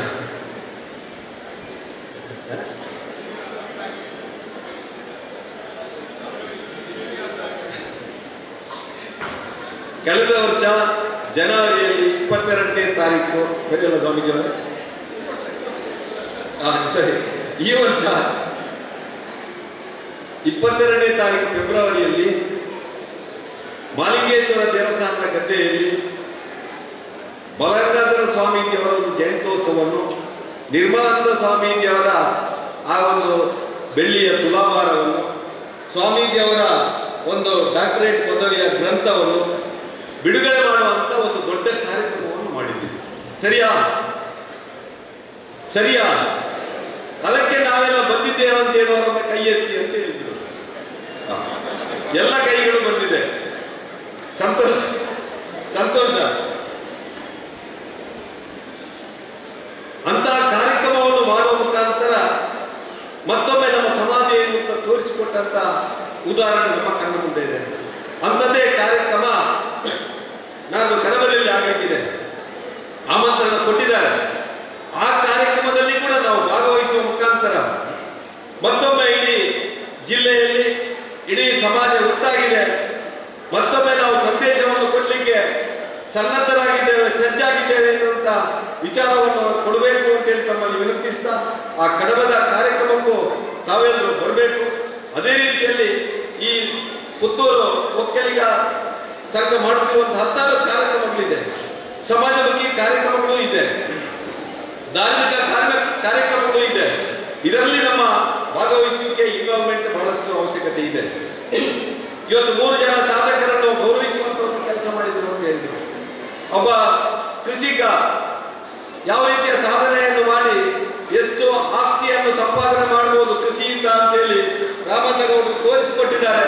ಅಂತ ಕೃಷಿಕರಾಗಬೇಕು ನೀವು ಅಂತೇಳಿ ರಾಮಣ್ಣಗೌಡರಿಗೆ ಗೌರವಿಸಿದ್ರು. ನೀವು ಕೃಷಿಕರಾಗಿ ಇನ್ನೊಂದು ಆಸ್ತಿ ಮಾಡಿ ಅಂತೇಳಿ, ಸರಿಯಲ್ಲ ಲಿಂಗಪ್ಪ ಗೌಡ್ರೆ? ಅದೇ ರೀತಿಯಲ್ಲಿ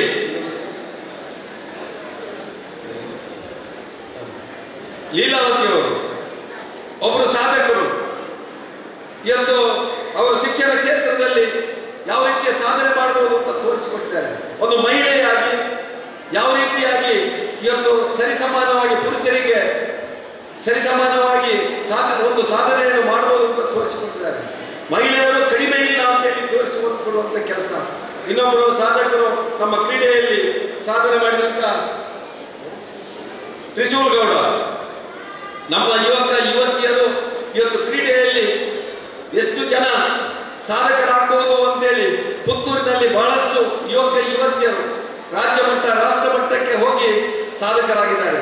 ಹೀಗೆ ಆ ಸಾಧಕರನ್ನು ಗುರುತಿಸುವ ಮುಖಾಂತರ ಗೌರವಿಸುವ ಮುಖಾಂತರ ಇನ್ನಷ್ಟು ಸಾಧಕರು ಈ ಒಂದು ವೇದಿಕೆಯಿಂದ ಗೌರವವನ್ನು ಪಡ್ಕೊಳ್ಬೇಕು, ಅದಕ್ಕೆ ಪ್ರೇರಣೆಯನ್ನು ಪಡ್ಕೊಳ್ಬೇಕು ಅಂತೇಳಿ ಈ ವರ್ಷ ಒಂದು ಆರಂಭ ಆಗಿದೆ.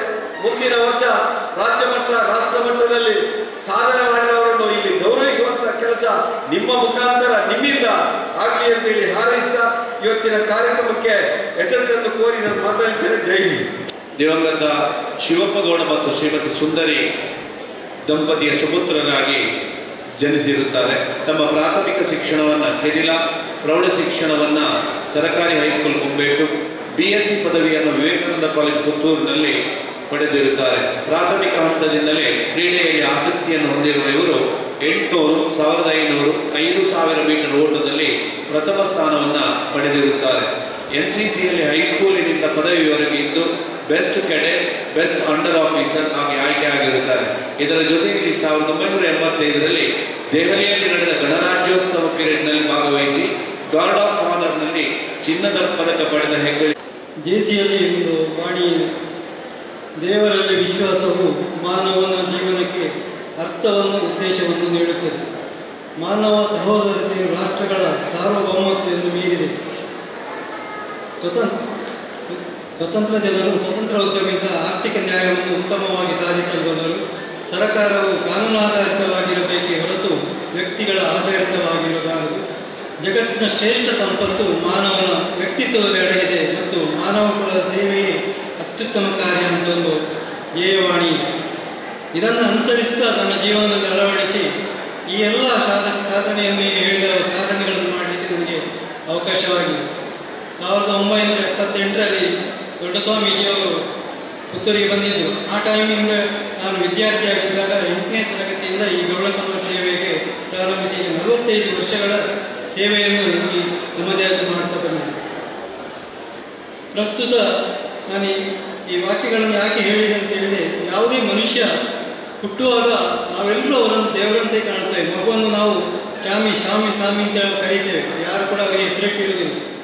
ಹೆಸರು ಇಟ್ಟು ನಂತರ ಬೆಳವಣಿಗೆ ಆಗ್ತಾ ಆಗ್ತಾ ಆಗ್ತಾ ಅವರು ಮಾಡಿದ ಉತ್ತಮ ಕಾರ್ಯಗಳಿಂದ, ಉತ್ತಮ ಸೇವೆಯಿಂದ ಅವರು ದೇವತ ಮನುಷ್ಯರಾಗಲಿಕ್ಕೆ ಸಾಧ್ಯ ಇದೆ.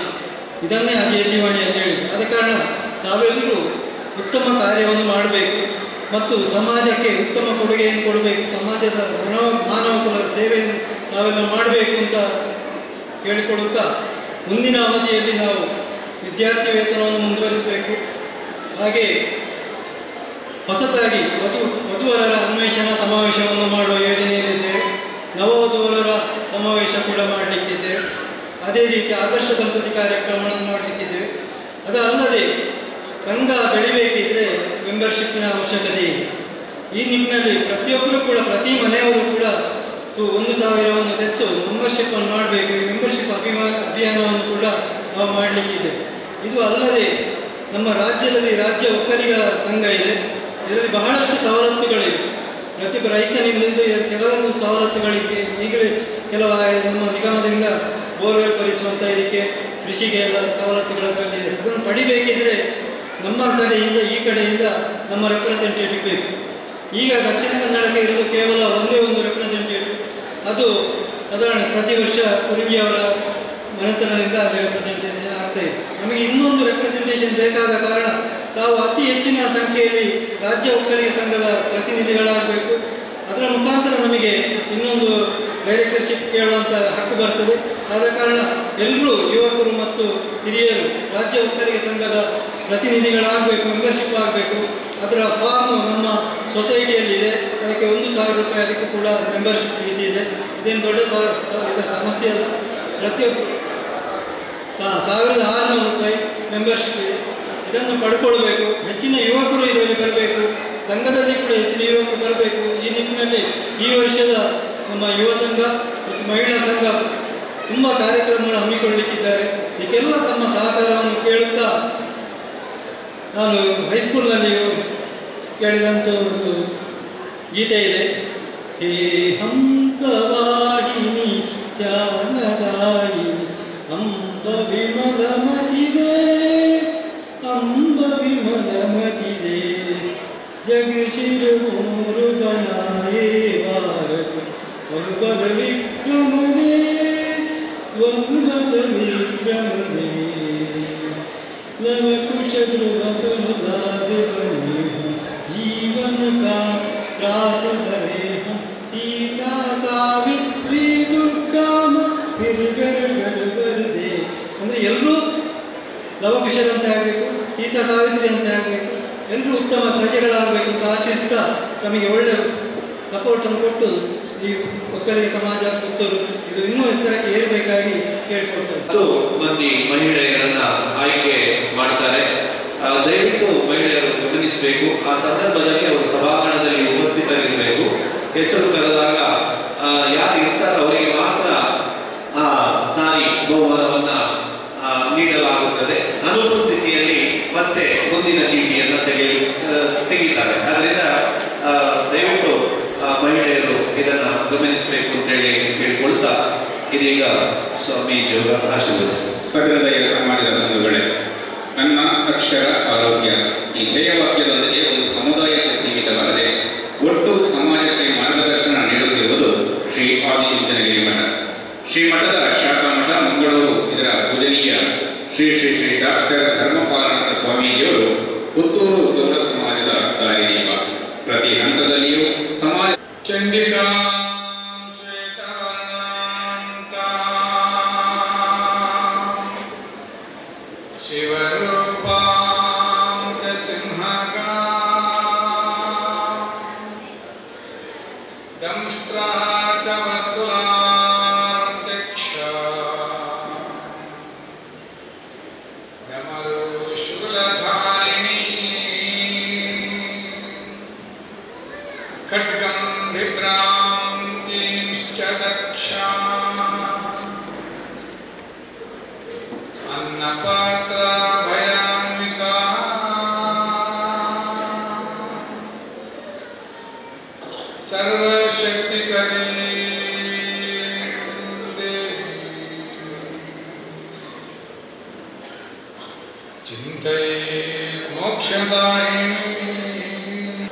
ಈಗ ತಾನೇ ನೂತನ ಅಧ್ಯಕ್ಷರು ಸದಸ್ಯರುಗಳು ಅಧಿಕಾರವನ್ನು ಸ್ವೀಕಾರ ಮಾಡಿದ್ದಾರೆ. ನನಗೊಂದು ಗಮನಿಸಿದೆ, ಯಾರನ್ನ ಬಿಡಲಿಲ್ಲ, ಯಾರನ್ನ ಕರ್ಕೊಳ್ಳಿಲ್ಲ.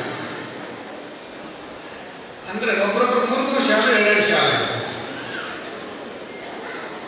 ಒಬ್ಬೊಬ್ಬರಿಗೆ 2-3 ಶಾಲೆ. 3 ಶಾಲೆ ಬಂದವರಿಗೆ ಜವಾಬ್ದಾರಿ ಜಾಸ್ತಿ ಇದೆ ಅಂತ ಅನಿಸ್ತದೆ. ಅಂದರೆ ನಮ್ಮ ಸಮಾಜ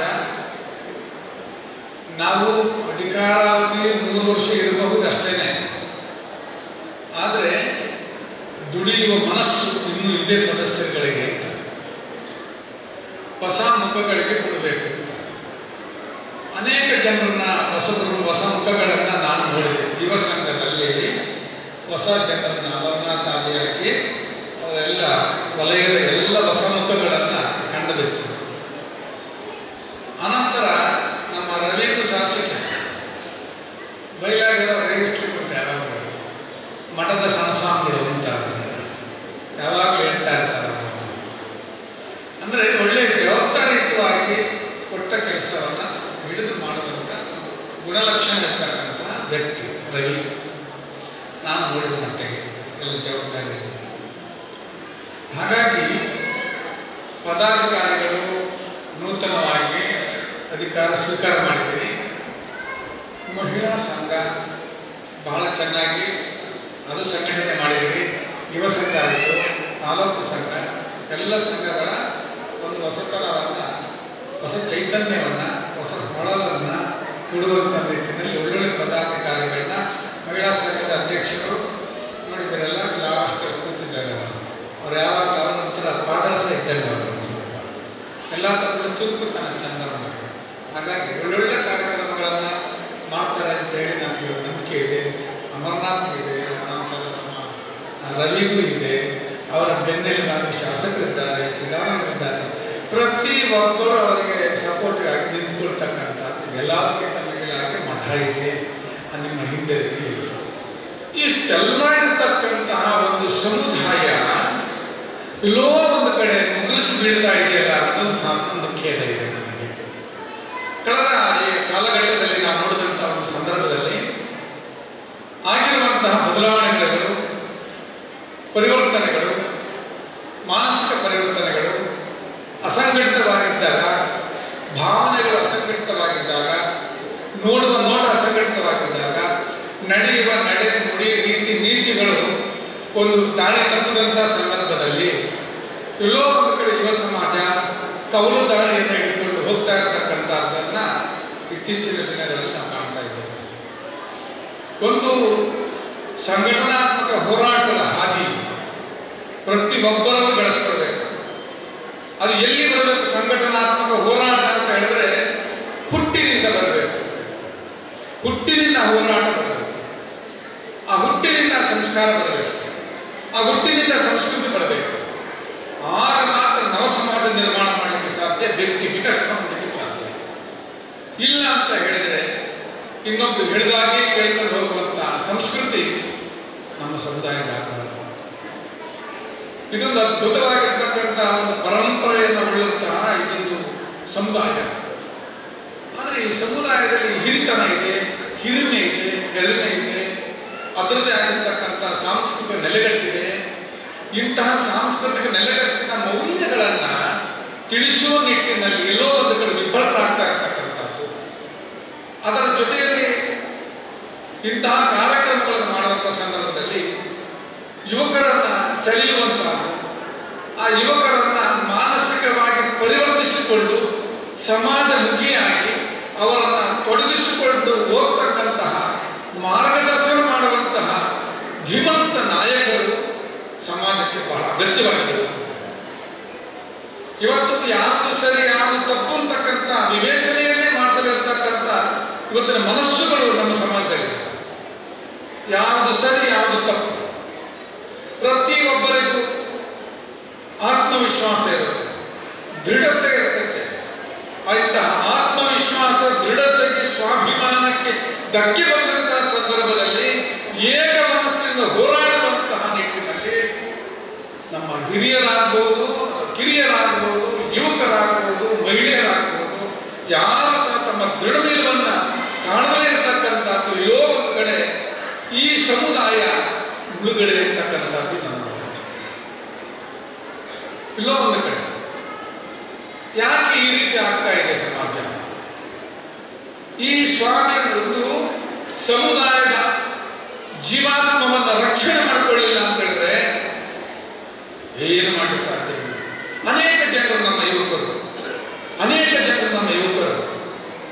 ನಾನು ಎಲ್ಲ ಕಡೆ ಪ್ರವಾಸ ಹೋದಾಗ, ನಾನು ಮಠದವರು ಎಲ್ಲ ಕಡೆ ಇಡೀ ತಾಲೂಕನ್ನು ಸುತ್ತಂತ ಸಂದರ್ಭದಲ್ಲಿ ಅನೇಕ ಜನರು ಯಾಕೆ ಬೇಕು ಜಾತಿ ಸಂಘಟನೆ ಅಂತ ಕೇಳಿದ್ರು. ತುಂಬಾ ಜನ ಕೇಳಿದರು, ಯಾಕೆ ಬೇಕು ಸಂಘಟನೆ ಅಂತ ಹೇಳಿ. ಸಂಘಟನೆ ಇಲ್ಲ ಅಂದ್ರೆ ಮನುಷ್ಯನ ಅಸ್ತಿತ್ವವೇ ಇಲ್ಲ. ಸಂಘಟನೆ, ಸಮಾಜದ ಸಂಘಟನೆ ಬಹಳ ಅಗತ್ಯವಾಗಿರ್ತಕ್ಕಂಥದ್ದು. ಹಿಂದೂ ಧರ್ಮದ ಉಳಿವಿನ ಅಸ್ತಿತ್ವ ಬೇಕು ಅಂದ್ರೆ ಜನಾಂಗ ಅಸ್ತಿತ್ವ ಉಳಿಯಲೇಬೇಕಿದೆ. ಇದು ನಿಮಗೆಲ್ಲ ಗೊತ್ತಿರಲಿಲ್ಲ. ಪ್ರತಿಯೊಬ್ಬರು ಹಿಂದೂಗಳು, ಎಲ್ಲರಿಗಿಂತ ಅಪ್ಪಟ ಹಿಂದೂಗಳು ನಮ್ಗೆ ಗೊತ್ತಿದೆ. ಆದರೆ ಯಾಕೆ ಬೇಕು ಜಾತಿ ಸಂಘಟನೆಗಳು? ನಾವು ಯಾವುದೇ ಹುಟ್ಟಿನಿಂದ ಡೆತ್ತಿನವರೆಗೂ ಅವನ ಜಾತಿಯನ್ನೇ ಬರೆದು ಕೊಡ್ತಾರೆ ವಿನಃ ಇನ್ನೊಂದನ್ನು ಬರೆದು ಕೊಡೋದಿಲ್ಲ. ನೆನಪಿರಲಿ ಎಲ್ಲರಿಗೂ ಅವನ ಜಾತಿ ಯಾವುದನ್ನು ಮೊದಲು ಕೇಳ್ತಾರೆ ಅವರು. ಹಾಗಿದ್ದಾಗ ನಮ್ಮ ಯುವಕರು ಯಾಕೆ ಮೊದಲು ಜಾತಿ ಸಂಘಟನೆ ಬೇಕು, ಮತ್ತು ಹಿಂದೂ ಸಂಘಟನೆ ಬೇಕು, ಎಲ್ಲವೂ ಬೇಕು ಬೇಡ ಅಂತ ನಾನು ಹೇಳ್ತಾ ಇದ್ದೆ. ಆದರೆ ಸ್ವಧರ್ಮವನ್ನು ಉಳಿಸ್ಕೊಳ್ಬೇಕು, ಪರಧರ್ಮವನ್ನು ಪ್ರೀತಿಸುವಂತ ಗುಣ ಈ ಸಮಾಜದ ಆಗಬೇಕು. ಇಲ್ಲ ಪ್ರಯೋಜನ ಇಲ್ಲ. ಒಂದು ದೊಡ್ಡ ವಟವೃಕ್ಷ, ಆಲದ ಮರದ ಬೇರಿದೆಯಲ್ಲ, ದೊಡ್ಡ ಬೇರು. ಆ ಬೇರು ಉಳಿಬೇಕಾದ್ರೆ ಏನ್ ಮಾಡಬೇಕು? ಅದರಲ್ಲಿ ಇರ್ತಕ್ಕಂಥ ಶಾಖೆಗಳಿದಾವಲ್ಲ, ಶಾಖೆಗಳು ಅಂದ್ರೆ ರಂಬೆ ಕೊಂಬೆಗಳು, ಅದರಲ್ಲಿ ಅಚ್ಚು ಹಸುರಾಗಿರ್ತಕ್ಕಂತಹ ಎಲೆಗಳು, ಆ ಎಲೆಯ ನಡುವಲ್ಲಿ ಬೆಳೆದಿರ್ತಕ್ಕಂತಹ ಹೂವುಗಳು, ಆ ಹೂವುಗಳು ಹಣ್ಣುಗಳು, ಆ ಹಣ್ಣು ಏನು ಮಾಡಬೇಕು? ಮೊದಲೇನು ಮಾಡಬೇಕು? ಬುಡ ಚೆನ್ನಾಗಿರಬೇಕು. ಆ ಬುಡ ಸನಾತನ ಧರ್ಮ, ಹಿಂದೂ ಧರ್ಮ ಏನು ಬೇರಿದೆಯಲ್ಲ, ಅದು ಉಳಿವು ಅಳಿವು ಇರ್ತಕ್ಕಂಥದ್ದು ಯಾವುದ್ರ ಮೇಲೆ ಅಂತ ಹೇಳಿದ್ರೆ ರಂಬೆ ಕೊಂಬೆಗಳ ಮೇಲೆ. ಒಂದೊಂದು ಕೊಂಬೆ ರಂಬೆ ಕೊಂಬೆಗಳು, ಒಂದೊಂದು ಹೂವುಗಳು, ಒಂದೊಂದು ಹಣ್ಣುಗಳು ಒಂದೊಂದು ಜಾತಿ ಮತ ಧರ್ಮ ಪಂಥಗಳಾಗಿವೆ. ಆ ಜಾತಿ ಮತ ಧರ್ಮ ಪಂಥಗಳು ಅದರ ಅವಸಾನವನ್ನು ಕಳ್ಕೊಳ್ತು ಅಂತ ಹೇಳಿದ್ರೆ ಅಪಾಯ ಇಲ್ಲಿಗೆ ಮುಟ್ಟುತ್ತೆ. ಒಂದೇ ಒಂದು ಕೊಂಬೆಯನ್ನು ಯಾರಾದ್ರೂ ಕಡಿದ್ರು ಅಂತ ಹೇಳಿದ್ರೆ, ಯಾರಾದ್ರೂ ಪದ ಕೊಂಬೆ ಒಣಗೋಯ್ತು ಅಂತ ಹೇಳಿದ್ರೆ ಅದನ್ನೇನ್ ಮಾಡ್ತಾರೆ? ಕಡಿದು ಬಿಸಾಕ್ಬಿಡ್ತಾರೆ. ಹಾಗೆ ಅದು ಪ್ರತಿಯೊಬ್ಬ ಜನಾಂಗದಲ್ಲಿಯೂ ಅವರದೇ ಆಗಿರ್ತಕ್ಕಂತಹ ಒಂದು ಅಸ್ಮಿತೆ ಇದ್ದೇ ಇರುತ್ತೆ. ಅವರದೇ ಆಚಾರ ವಿಚಾರ ಪರಂಪರೆಗಳು, ನಡವಳಿಗಳು, ಪ್ರತಿಯೊಂದು ರೀತಿ ನೀತಿ ರಿವಾಜುಗಳು ಅವರವರದೇ ಜನಾಂಗಕ್ಕೆ ಒಂದು ಧಾರ್ಮಿಕ ಚೌಕಟ್ಟಿರುತ್ತೆ. ಆ ಧಾರ್ಮಿಕ ಚೌಕಟ್ಟೆ ಕೊಂಬೆಗಳು, ಹಣ್ಣುಗಳು, ಅವುಗಳಿಗೆ ಏನಾದರೂ ಅಪಾಯ ತಪ್ಪಿದ್ದಾದರೆ ಮೂಲ ಹೊಡೆತ ಬೀಳೋದು ಧರ್ಮಕ್ಕೆ, ಸಮಾಜಕ್ಕೆ. ಹಾಗಾಗಿ ನನ್ನ ಸಮಾಜದ ಒಕ್ಕಲಿಗ ಸಮಾಜದನ್ನ ಉಳಿಸುವ ಬೆಳೆಸುವ ನಿಟ್ಟಿನಲ್ಲಿ ನಾವೆಲ್ಲರೂ ಪ್ರಯತ್ನ ಮಾಡಲೇಬೇಕು. ಮೊದಲು ಜನಾಂಗ ಉಳಿಬೇಕು. ಆ ಜನಾಂಗ ಸಮುದಾಯ ಉಳಿಲಿಲ್ಲ ಅಂದ್ರೆ ಧರ್ಮಕ್ಕೆ ಬಿಟ್ಟು ಬಿಡುತ್ತಾರೆ. ಇದು ನಮ್ಮ ಯುವಕರಿಗೆ ಅರ್ಥ ಆಗೋದಿಲ್ವಾ? ಆಯ್ತು, ಎಲ್ಲ ಸಮಾಜಕ್ಕೆ ಕಟ್ಟುವ, ಬೆಳೆಸುವ, ಬೆಳೀತಾರ? ಸಮಾಜ ನನಗೇನು ಮಾಡ್ತು? ಸಮಾಜಕ್ಕೆ ಯಾಕೆ ಬೇಕಿತ್ತು? ಆದ್ರೆ ನಾನೇನು ಸಮಾಜಕ್ಕೆ ಮಾಡಿದ್ದೀನಿ ಅಂತ ಒಬ್ಬನಾದ್ರೂ ಪ್ರಶ್ನೆ ಮಾಡ್ಕೊಳ್ತಾರ? ಒಬ್ಬನೇ ಒಬ್ಬ. ನಾನು ಸಮಾಜಕ್ಕೆ ಏನು ಮಾಡಿದೆ? ಏನು ಮಾಡಿದೆ ನಾನು ಹುಟ್ಟಿನಿಂದ ಸಮಾಜಕ್ಕೆ? ಏನಾದ್ರೂ ಒಂದು ಒಳ್ಳೆಯ ಕೆಲಸಗಳನ್ನ ಸಮಾಜಕ್ಕಾಗಿ ಮಾಡಿದ್ದೀನ? ಜನಾಂಗಕ್ಕಾಗಿ ನಾನು ಮಾಡಿದ್ದೀನ? ನಮ್ಮ ಮನಸ್ಸು ಯಾವ ರೀತಿ ಸಂಕುಚಿತ ಕಡೆಗೆ ಹೋಗ್ತಾ ಇದೆ? ಪ್ರತಿಯೊಬ್ಬ ಯುವಕರಲ್ಲಿ ಸ್ವಾಭಿಮಾನದ ಸಂಕೇತ ಬರಲಿಲ್ಲ ಅಂದರೆ ಇನ್ನು 30-40 ವರ್ಷ ಅದನ್ನು ಮೇಲೆ ಬರಕ್ಕಾಗಬೇಕು. ಬರೆದಿಟ್ಕೊಳ್ಳಿ, ಅರ್ಥ ಮಾಡ್ಕೊಳ್ಬೇಕು. ಯಾವ ಒಂದು ಜಾತಿ ಮಾಡಬೇಡಿ ಅಂದ್ರೆ ಅವರೇ ಜಾತಿಯನ್ನು ಮಾಡ್ಕೊಂಡು ಮಾಡಿರ್ತಕ್ಕಂಥ ಸಮಾಜ ಮಾಡ್ತಾ ಇದ್ದೇವೆ ನಾವು. ಇದು ಯಾರು ನಮಗೆ ಮಂಡ್ಯ ಹೋಗ್ತಾ ಇದ್ದೇವೆ? ಯಾವ ಸ್ವಾಭಿಮಾನವನ್ನು ಇಟ್ಕೊಂಡು ಜಾತಿ ಮಾಡಬೇಡಿ ಅಂತ ಬೊಬ್ಬೆ ಬರೋದು ಎಲ್ಲ ಕಡೆಗೆ ಜಾತಿಯಿಂದ ಹೋದವರು ಯಾರು ಹೋಗಿದ್ರು ಗೊತ್ತಲ್ಲ ನಿಮ್ಗಳಿಗೆಲ್ಲರಿಗೂ. ಯಾವತ್ತು ಏನು ಬೇಕಾದ್ರೂ ತೊಡ್ಕೊಳ್ಳಿ, ಸ್ವಾಭಿಮಾನಕ್ಕೆ ಧಕ್ಕೆ ಬಂದು ಮಾತ್ರ ಸಿಡಿದು ಎದ್ದೆ ಬೆಳೆಯಬೇಕು ನೀವೆಲ್ಲ. ಇಲ್ಲ ಅಂದ್ರೆ ಮುಂದಿನ ಪೀಳಿಗೆ ಬರ್ತಕ್ಕಂಥವರಿಗೆ ಕಸ ಕೆಲಸವೇ ಜೀವಮಾನ ಎಲ್ಲ ಆಗೋಗುತ್ತೆ. ನೆನಪಿರಲಿ, ಎಲ್ಲರಿಗೂ ನೆನಪಿರಲಿ. ಸ್ವಾಭಿಮಾನಿಗಳಾಗಿ ಬದುಕುವುದನ್ನು ಕಲಿಯಿರಿ. ನಮ್ಮ ಯುವಕರನ್ನ ಬಿಡಿ, ಮನಸ್ಸುಗಳನ್ನು ಪರಿವರ್ತನೆ ಮಾಡಿ, ಯುವಕರನ್ನ ಪರಿವರ್ತನೆ ಮಾಡಿ, ಸಮಾಜದ ಮುಖ್ಯವಾಹಿನಿಗೆ ತನ್ನಿ. ಅವರನ್ನ ತಿಳುವಳಿಕೆ ಕೊಡಿ ಅವರಿಗೆ. ಅವರುಗಳಿಗೆ ಗೊತ್ತಿಲ್ಲ. ಇವತ್ತೇನಾಗಿದೆ, ಫೇಸ್ಬುಕ್ ವಾಟ್ಸಪ್ ಅಂತ ಬಂದುಕೊಂಡು ಬೇಡದ ಸುದ್ದಿಗಳನ್ನು ಹರಿದು ಬಿಡ್ತಾ ಇದ್ದಾರೆ ವಿನಃ ಬೇಕಾದದ್ದು ಆರೋಗ್ಯಕರವಾಗಿರ್ತಕ್ಕಂಥ ಸಮಾಜವನ್ನು ಸುಸ್ಥಿರವಾಗಿರ್ತಕ್ಕಂಥ ಒಂದು ಸ್ವಸ್ಥವಾಗಿರ್ತಕ್ಕಂಥ ಸಮಾಜವನ್ನು ನಿರ್ಮಾಣ ಮಾಡಲಿಕ್ಕೆ ಯಾವುದೇ ತರಹದ ಮೆಸೇಜ್ಗಳನ್ನ ಹಾಕ್ಲಿಕ್ಕೆ ರೆಡಿ ಇಲ್ಲ. ನಾವು ಬೇಡದ ಮೆಸೇಜ್ಗಳನ್ನು ಹಾಕಿ ನಾವು ಬಿಟ್ಬಿಡ್ತೇವೆ. ನಮ್ಮವರ ಹೋಗಿ ಬೇರೆ ಕಡೆ ಹೋಗಿ ಬೊಬ್ಬೆ ಹೊಡೆದ ಸಮಾಜವನ್ನು ನಿಂದನೆ ಮಾಡ್ತಕ್ಕಂಥದ್ದು, ಬೇರೆ ಕಡೆ ಹೋಗಿ ಸಮಾಜದ ಹೀಯಾಳಿಸ್ತಕ್ಕಂಥದ್ದು, ಸಂಘವನ್ನು ಹೀಯಾಳಿಸ್ತಕ್ಕಂಥದ್ದು, ಸಮಾಜದ ಧುರೀಣರನ್ನು ನಿಂದಿಸ್ತಕ್ಕಂಥದ್ದು, ಇದು ಅಪಾಯಕಾರಿ ಬೆಳವಣಿಗೆ. ಅದಕ್ಕೆ ಈಗ ಗೊತ್ತಾಗಲ್ಲ, ಮುಂದೆ ಅದರ ಫಲ ಏನು ಅಂತ ಗೊತ್ತಾಗುತ್ತೆ. ಎಲ್ಲಿಯವರೆಗೆ ನಮ್ಮನ್ನು ನಾವು ಎಚ್ಚೆತ್ಕೊಳ್ಳಲಿಲ್ವೋ ಅಲ್ಲಿಯವರೆಗೆ ನಮ್ಮ ಅಸ್ತಿತ್ವದ ಉಳಿವಿಲ್ಲ. ನೀವೆಲ್ಲ ಅರ್ಥ ಮಾಡ್ಕೊಳ್ಳಿ. ತುಂಬ ಜನ ಹಿರಿಯರು ಬಂದಿದ್ದೀರಿ, ಅವರುಗಳಿಗೆ ತಿಳುವಳಿಕೆ ಕೊಡಿ, ಮಕ್ಕಳಿಗೆ ತಿಳುವಳಿಕೆ ಕೊಡಿ. ತಿಳುವಳಿಕೆ ಕೊಡಲಿಲ್ಲ ಅಂತ ಹೇಳಿದ್ರೆ ಎಲ್ಲೋ ಒಂದು ಕಡೆ ತಮ್ಮ ತನವನ್ನೇ ತಾವು ಕಳ್ಕೊಳ್ಬೇಕಾದ ಪರಿಸ್ಥಿತಿ ಬಂದಿದೆ. ಎಲ್ಲರೂ ಸಹ ಸದಸ್ಯತ್ವ ಅಭಿಯಾನ ಮಾಡಿ, ಪ್ರತಿಯೊಬ್ಬರು ಮನೆಯಿಂದ ಸದಸ್ಯತ್ವವನ್ನಾಗಿ. ಎಷ್ಟು ಬೊಬ್ಬೆ ಹೊಡೆದು ಹೇಳ್ತಾರೆ, ಒಂದು ಸದಸ್ಯತ್ವ ಮಾಡಲಿಕ್ಕೆ 1,000 ರೂಪಾಯಿ. ಎಷ್ಟು? 1,000 ರೂಪಾಯಿ.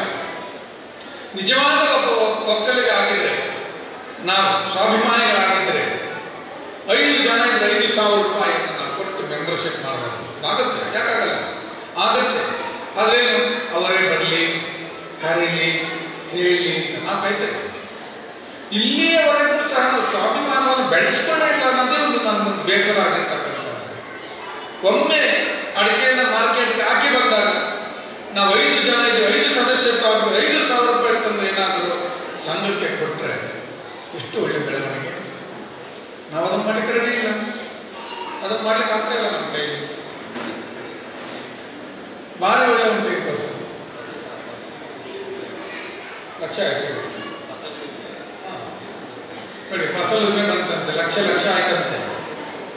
ಆ ಲಕ್ಷ ನೀವು ಲಕ್ಷ್ಯವನ್ನು ಈ ಕಡೆ ಕೊಟ್ಟು ಬಿಟ್ರೆ, ಲಕ್ಷ ಕೊಡಿಂದ ಕೊಡಲು ಲಕ್ಷ್ಯ ಕೊಡಿ ಅಂತ ಕೇಳ್ತೀನಿ. ಲಕ್ಷ ಕೊಡಿಂದ ಲಕ್ಷ್ಯ ಅಂದ್ರೆ ಗಮನವನ್ನು ಹರಿಸುವಂತಹದ್ದು. ಅಂದ್ರೆ ಆ ದುಡ್ಡು ಬಂದಾಗ ಸಂಘ ನೆನಪು ಮಾಡಿಕೊಳ್ಳಿ, ಸದಸ್ಯತ್ವವನ್ನು ಮಾಡಿಸಿ, ಪ್ರತಿ ಒಬ್ಬರಿಗೂ ಸಹ ಸ್ವಾಭಿಮಾನವನ್ನು ಬೆಳೆಸಿ. ಸ್ವಾಭಿಮಾನವನ್ನು ಬೆಳೆಸ್ತಿಲ್ಲ ಅಂತ ಹೇಳಿದ್ರೆ ಪರಾವಲಂಬಿಗಳಾಗಬೇಕಾಗುತ್ತೆ.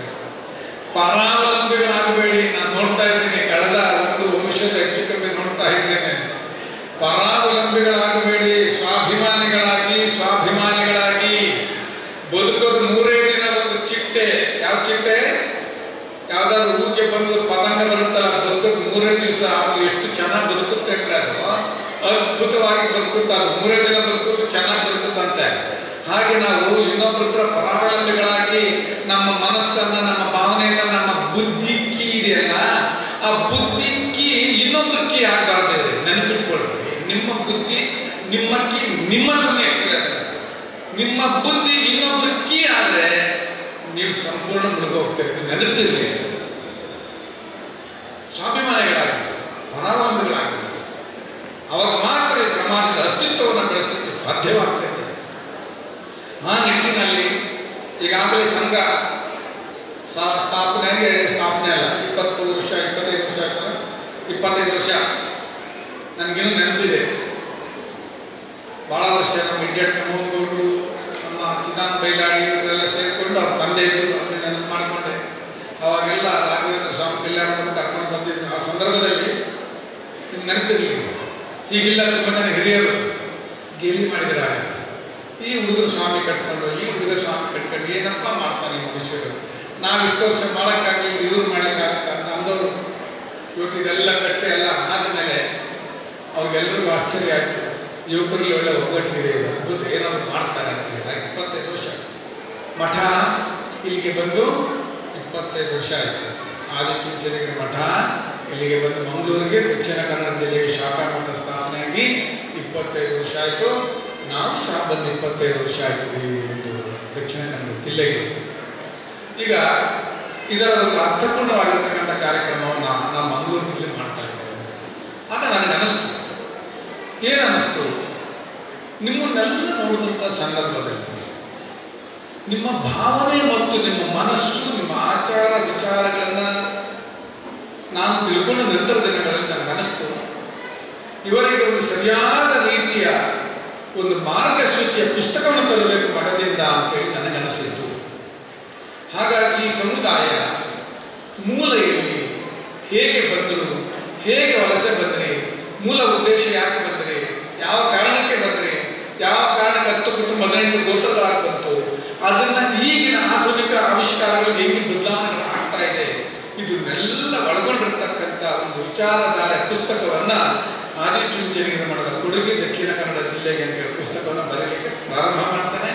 ಬಹುಶಃ ಸೆಪ್ಟೆಂಬರ್ ದಿನಗಳಲ್ಲಿ ಅದೆಲ್ಲ ಯಾಕೆಂದರೆ ಬಹುಶಃ ನಾನು ತಿಳ್ಕೊಂಡಿರೋದಷ್ಟು ಈ ದಕ್ಷಿಣ ಕನ್ನಡ ಜಿಲ್ಲೆಯಲ್ಲಿ ಬಹುಶಃ ಪುತ್ತೂರು ತಾಲೂಕು ಆಗ್ಬೋದು, ಬೆಳ್ತಂಗಡಿ, ಬಂಟ್ವಾಳ, ಮತ್ತು ನಮಗೆ ಮಂಗಳೂರು ನಗರ, ಈ ಕಡೆ ಕಡಪ, ಎಲ್ಲ ಕಡೆ ತಿರುಗಾಡೋದ್ರಿಂದ ಪ್ರತಿಯೊಂದು ಕಡೆಗೂ ಸಂಚರಿಸಿರೋದ್ರಿಂದ ಇಲ್ಲಿ ವಾಸ್ತವ ಸತ್ಯಗಳು ನನಗೆ ಗೊತ್ತಿರೋದ್ರಿಂದ ಆ ಪುಸ್ತಕ ಬರೀಬೇಕು ಅಂತ ತೀರ್ಮಾನ. ಕೊಡುಗೆ ಕೊಡಬೇಕಲ್ಲ, 25 ವರ್ಷದ ಕೊಡುಗೆ ಏನಪ್ಪ ಅಂತ ಹೇಳಿದ್ರೆ ಏನಾದರೂ ಹೇಳಬೇಕಲ್ಲ, ನನಗೊಂದು ಹೆಮ್ಮೆ ಇದೆ ನನಗೆ. ಬಹುಶಃ ನಮ್ಮ ಮಠಗಳಲ್ಲಿ ಅನೇಕ ಮಠಗಳಿದ್ದಾವೆ, ದೊಡ್ಡ ದೊಡ್ಡ ಕಟ್ಟಡಗಳು, ಅದು ಎಲ್ಲ ಎದ್ದೆದ್ದು ಕೂತಿದ್ದಾರೆ. ಅದು ನೋಡಿದಾಗ ನಮ್ಮ ಮಠದಲ್ಲೂ ಸಹ ಇದೆ. ಆದರೆ ಆ ಕೊಡುಗೆಗಳು ಒಂದು ವಿದ್ಯಾಕ್ಷೇತ್ರಗಳಾಗಿ, ಕಟ್ಟಡಗಳಾಗಿ,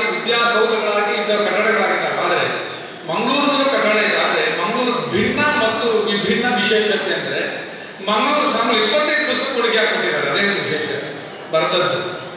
ಹಾಗಾಗಿ ಅದೆಲ್ಲ ಈ ದಕ್ಷಿಣ ಕನ್ನಡ ಜಿಲ್ಲೆ ಕೊಡುಗೆಗಳಾಗಿರ್ತಕ್ಕಂಥದ್ದು. ಹಾಗಾಗಿ ನಾನು ಏನು ಹೇಳಲಿಕ್ಕೆ ಹೊರಟೆ ಅಂದರೆ, ನಿಮ್ಮಲ್ಲಿ ಇರುವಂತಹ ಅಮೂಲ್ಯವಾದ ವಿಚಾರಗಳು ಏನಾದರೂ ಇದ್ದರೆ ಅದನ್ನು ರೆಕಾರ್ಡ್ಸ್ಗಳಿದ್ದರೆ, ನೀವು ಎಲ್ಲಿಂದ ಬಂದಿದ್ದು, ಹೇಗೆ ಬಂದಿದ್ದು, ನಿಮ್ಮ ಹಳೆಯ ಪುಸ್ತಕಗಳು ಯಾವುದಾದ್ರು ಇದ್ದರೆ ಆ ಪುಸ್ತಕಗಳು ಅಥವಾ ಯಾವುದಾದ್ರೂ ನಿಮ್ಮ ತಂದೆ ತಾಯಿಗಳು ಯಾವುದೋ ಇಸ್ವಿಯಲ್ಲಿ ಬರೆದಂಥ ಪತ್ರಗಳು ಎಲ್ಲ ಕೆಲವಿದ್ದರೆ ಅಂತ ಎಲ್ಲ ವಿಚಾರಗಳಿದ್ದರೆ ಸಂಘಕ್ಕೆ ತಲುಪಿಸುವಂಥ ಕೆಲಸವನ್ನು ಮಾಡಿ ಒಂದು ಬಲವಾದ, ಒಂದು ದೃಢವಾದ ಒಂದು ಪುಸ್ತಕವನ್ನು, ಒಂದು ಮಾರ್ಗಸೂಚಿ, ಹೀಗೆ ಬದುಕಬೇಕು, ಹೀಗೆ ಇರಬೇಕು ಅಂತಕ್ಕಂಥ ಒಂದು ಪುಸ್ತಕವನ್ನು ನಾವು ಅದನ್ನು ಬರೆದು ಬಿಡುಗಡೆ ಮಾಡುವಂಥ ನಿಟ್ಟಿನಲ್ಲಿ ಹೋಗ್ತಾ ಇದ್ದೇವೆ. ಅದಕ್ಕೆಲ್ಲವೂ ಈ ಸಹಕಾರವನ್ನು ಕೊಡುವಂಥ ನಿಟ್ಟಿನಲ್ಲಿ ಆಗಬೇಕು. ಅದರ ಜೊತೆಯಲ್ಲಿ ಈಗ ಕಡಬದಲ್ಲಿ ನಾಳೆ ಸ್ವಾಮೀಜಿ ನಾಳೆ ಸಂಜೆ ಬರ್ತಾ ಇದ್ದಾರೆ ಕಡಬಕ್ಕೆ, ಅಲ್ಲೇ ವಾಸ್ತವ್ಯ ಹೋಗ್ತಾರೆ. ಅನಂತರ ಈಗೆಲ್ಲ ಅವಿನಾಭಾವ ಸಂಬಂಧಗಳನ್ನ ಇಟ್ಕೊಂಡಿರೋರು ಯಾರು? ಸುಮ್ಮನೆ ನಿಮ್ಮ ನಕ್ಷೆಯಲ್ಲಿ ಮಾತ್ರ ಆ ಕಡೆ ಈ ಕಡೆ ಇದೆ ಬಿಟ್ಟರೆ, ಆದರೆ ಮಾನಸಿಕವಾಗಿ ಮತ್ತು ದೈಹಿಕವಾಗಿ ನೀವೆಲ್ಲರೂ ಪುತ್ತೂರನ್ನು ಅಪ್ಪಿಕೊಂಡಿರೋರೇ ನೀವೆಲ್ಲರೂ, ಪ್ರತಿಯೊಬ್ಬರು. ಹೌದಲ್ವಾ? ಅದೆಷ್ಟೇ ಚಾಲಕ ಸವಣನು ಅಂತ ಹೇಳಿದ್ರೆ ನೀವು ಯಾರು ಕಡಬಕ್ಕೆ ಹೋಗಲ್ಲ, ಇಲ್ಲಿಗೆ ಬರ್ತೀರಾ. ಏನು ವ್ಯವಹಾರಕ್ಕಷ್ಟೇ ನೀವೆಲ್ಲ ಸೈನ್ಗೆಲ್ಲ ಆ ಕಡೆ ಹೋಗ್ತಾರೆ ಬಿಟ್ಟರೆ ಬೇರೆ ಯಾವುದೂ ಇಲ್ಲ. ಹಾಗಾಗಿ ನಾನು ಮೊನ್ನೆ ಹೇಳಿ ಬಂದೆ, ನಾವು ಕಡಬದವರು ಬೇರೆ, ಬೆಳ್ತಂಗಿಯವರು ಬೇರೆ, ಬಂಟ್ವಾಳದವ್ರು ಬೇರೆ, ಹತ್ರ ದೂರ ಅಂತ ಅನ್ನೋದು ಬೇಡಪ್ಪ.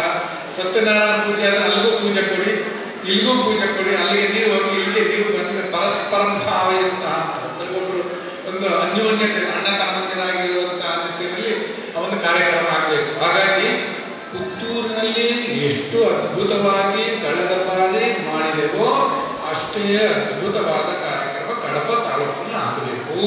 ನಾನು ಆಗಲೇ ಹೇಳಿದೆ, ನಮ್ಮ ಸ್ವಾಭಿಮಾನದ ಸಂಕೇತ.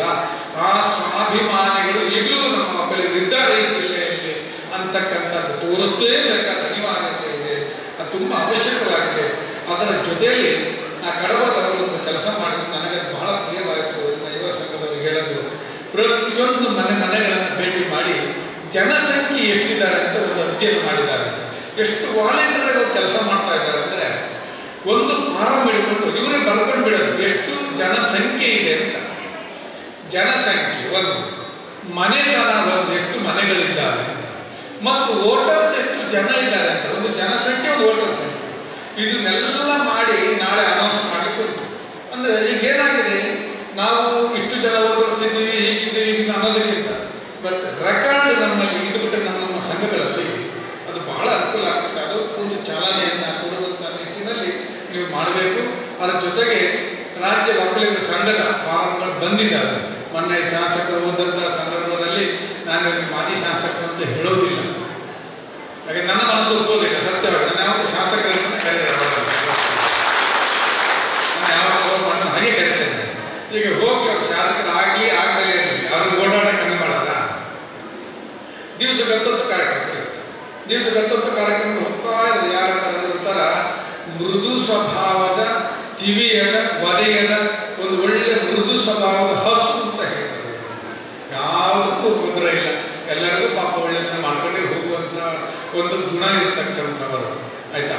ಹಾಗಾಗಿ ಇವರು ಅಲ್ಲಿ ಸಂಘಕ್ಕೆ ಹೋದಂಥ ಸಂದರ್ಭದಲ್ಲಿ ಇಡೀ ಎಲ್ಲ ಅಪ್ಲಿಕೇಶನ್ ಫಾರಮನ್ನು ಇಲ್ಲಿಗೆ ಪುತ್ತೂರು ಸಂಘಕ್ಕೆ, ಬ್ಯಾಂಕಿಗೆ ತರುವಂಥ ವ್ಯವಸ್ಥೆ ಮಾಡಿದೆ.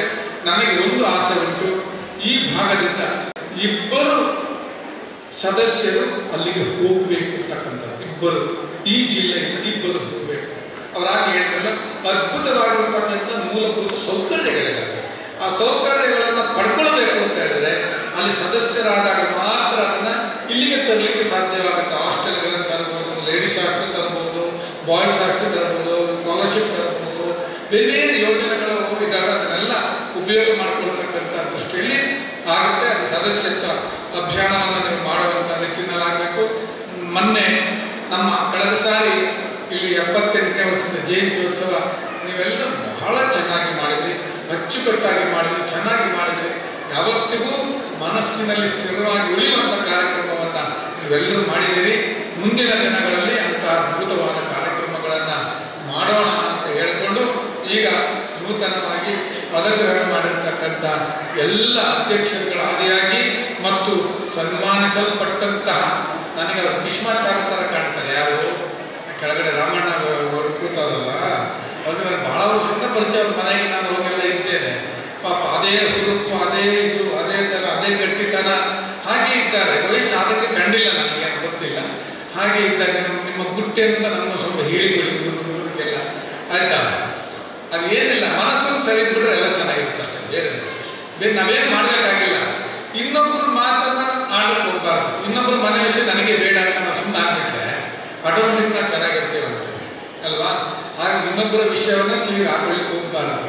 ಆ ದೃಷ್ಟಿಯಲ್ಲಿ ಒಳ್ಳೆಯ ಜನರಿಗೆ, 3 ಜನರಿಗೆ ಸನ್ಮಾನವನ್ನು ಮಾಡಿರ್ತಕ್ಕಂಥ ಈ ಸಂದರ್ಭದಲ್ಲಿ ಒಳ್ಳೆಯ ಪ್ರತಿಭಾನ್ವಿತ ಮಕ್ಕಳನ್ನು ಗುರುತಿಸಿರ್ತಕ್ಕಂಥದ್ದು ಬಹಳ ಸಂತೋಷ.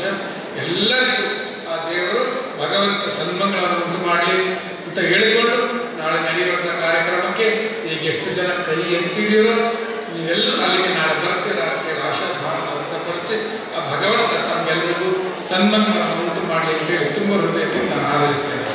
ಸಾಧಕ ಪ್ರಶಸ್ತಿ. ಇನ್ನೊಂದು ಅದೃಷ್ಟವಂತ ಮಹಿಳೆ. ಸಮಾರಂಭಕ್ಕೆ ಬೆಳಿಗ್ಗೆ ಬೇಗನೆ ಸಮಯಕ್ಕೆ ಸರಿಯಾಗಿ ಆಗಮಿಸಿ ಅದೃಷ್ಟದ ಚೀಟಿಯನ್ನು ಪಡ್ಕೊಂಡು ಅದನ್ನ ಒಂದು ಬಾಕ್ಸಲ್ಲಿ ಈಗಾಗಲೇ ಹಾಕಿದ್ದಾರೆ. ಇದರಿಂದ ಪೂಜ್ಯ ಸ್ವಾಮೀಜಿಯವರು ಚೀಟಿ ಎತ್ತುವ ಮೂಲಕ 10 ಮಂದಿ ಅದೃಷ್ಟ ಮಹಿಳೆಯರನ್ನ ಆಯ್ಕೆ ಮಾಡುವವರಿದ್ದಾರೆ. ಆಯ್ಕೆಯಾದವರಿಗೆ ಸೀರೆ ಬಹುಮಾನ ರೂಪದಲ್ಲಿ ನೀಡಲಾಗುತ್ತದೆ.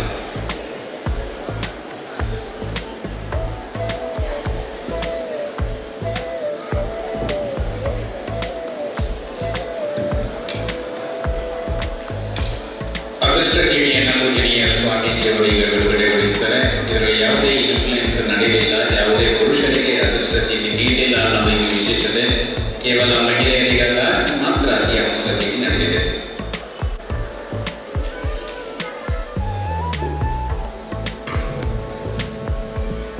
ಚಿತ್ರಕಲಾ ಫೋನ್ ನಂಬರ್ 810355 ಬರೆದಿದ್ದರೆ ನಿಮಗೆ ಯೋಗ ಇಲ್ಲ.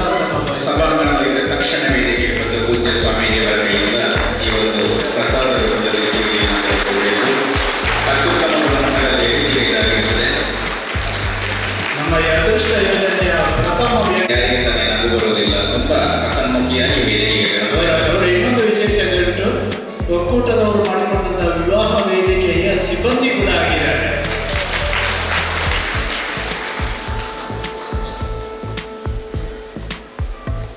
ಸುಪ್ರೀತಾ ರವಿಚಂದ್ರ ಎಲ್ಲಿ ಅಡಿಗೆ ಹೋಗಿದೆ? ನಮ್ಮ ಸಹಕಾರಿ ಸುಪ್ರೀತಾ ರವಿಚಂದ್ರ.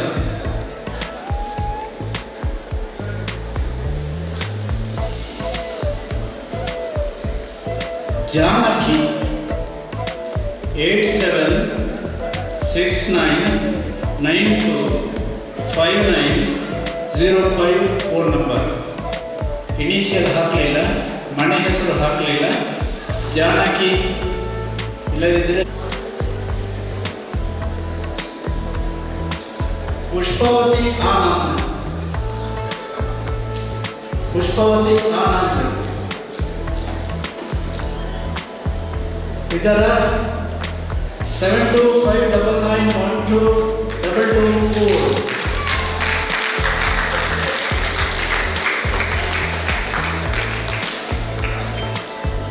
ಪುಷ್ಪವತಿ ಆನಂದ್ ಅದೃಷ್ಟವಂತ ವ್ಯಕ್ತಿ, ಅದೃಷ್ಟವಂತ ಮಹಿಳೆ. ಮಮತಾ 91084769 ನಂಬರ್ ಫೋನ್ ಮಾಡಿ.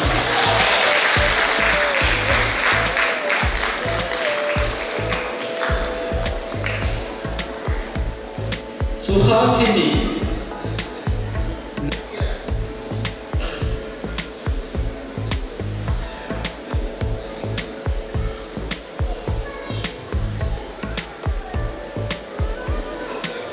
ಅದೇ ಸಮಸ್ಯೆ ಆಗಿದೆ. 9481979957 ದಿವ್ಯಾ ಇದ್ದಾರೆ.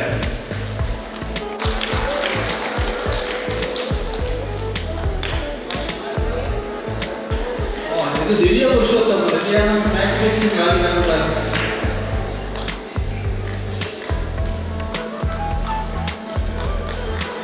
ಡಬಲ್ ವಿದ್ಯಾ ದಿವ್ಯ, ಇನ್ನೊಂದು ದಿವ್ಯ ಇದ್ದಾರೆ. 8951228353.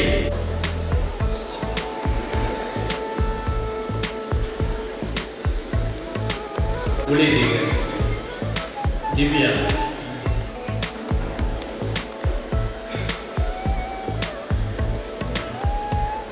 ಸೀತಮ್ಮ 988861464954. ಸೀತಮ್ಮ 0.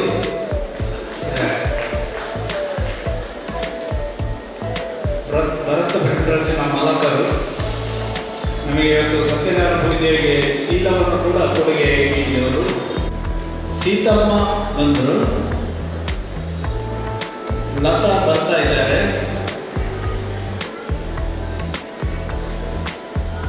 ಪುಷ್ಪವತಿ 9980579077.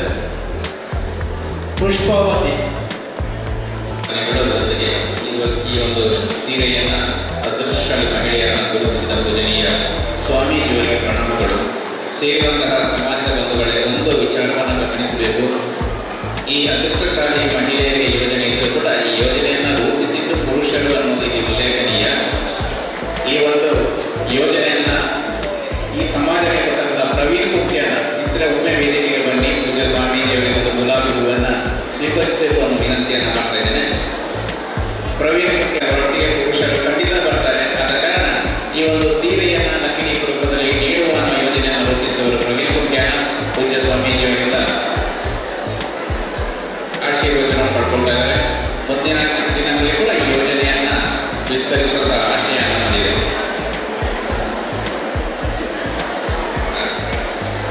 ಬಂಧುಗಳೇ, ವಾರ್ಷಿಕ ಸಮಾವೇಶದ ಈ ಸಮಯ ನೀಡಿದೆ ಚಿಂತನೆಗಳ ವಿನಿಮಯ.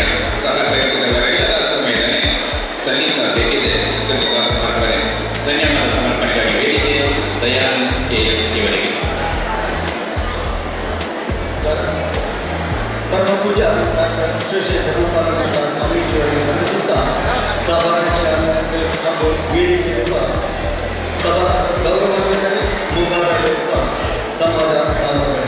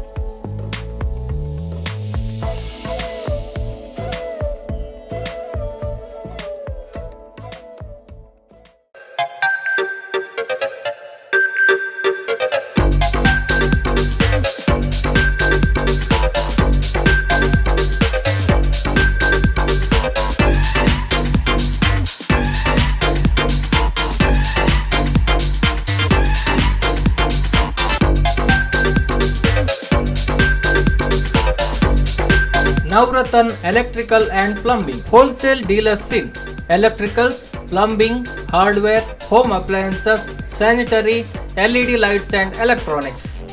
All brands electronics and electrical items are under one roof. Navratan Electrical and Plumbing, opposite Sachin Traders, Main Road, Darbe, Puttur. Contact 8105973951, 9481644951, 9663814451, 08251200551. ಸುದ್ದಿ ಚಾನಲ್, ಕ್ಷಣ ಕ್ಷಣದ ಸುದ್ದಿಗಾಗಿ.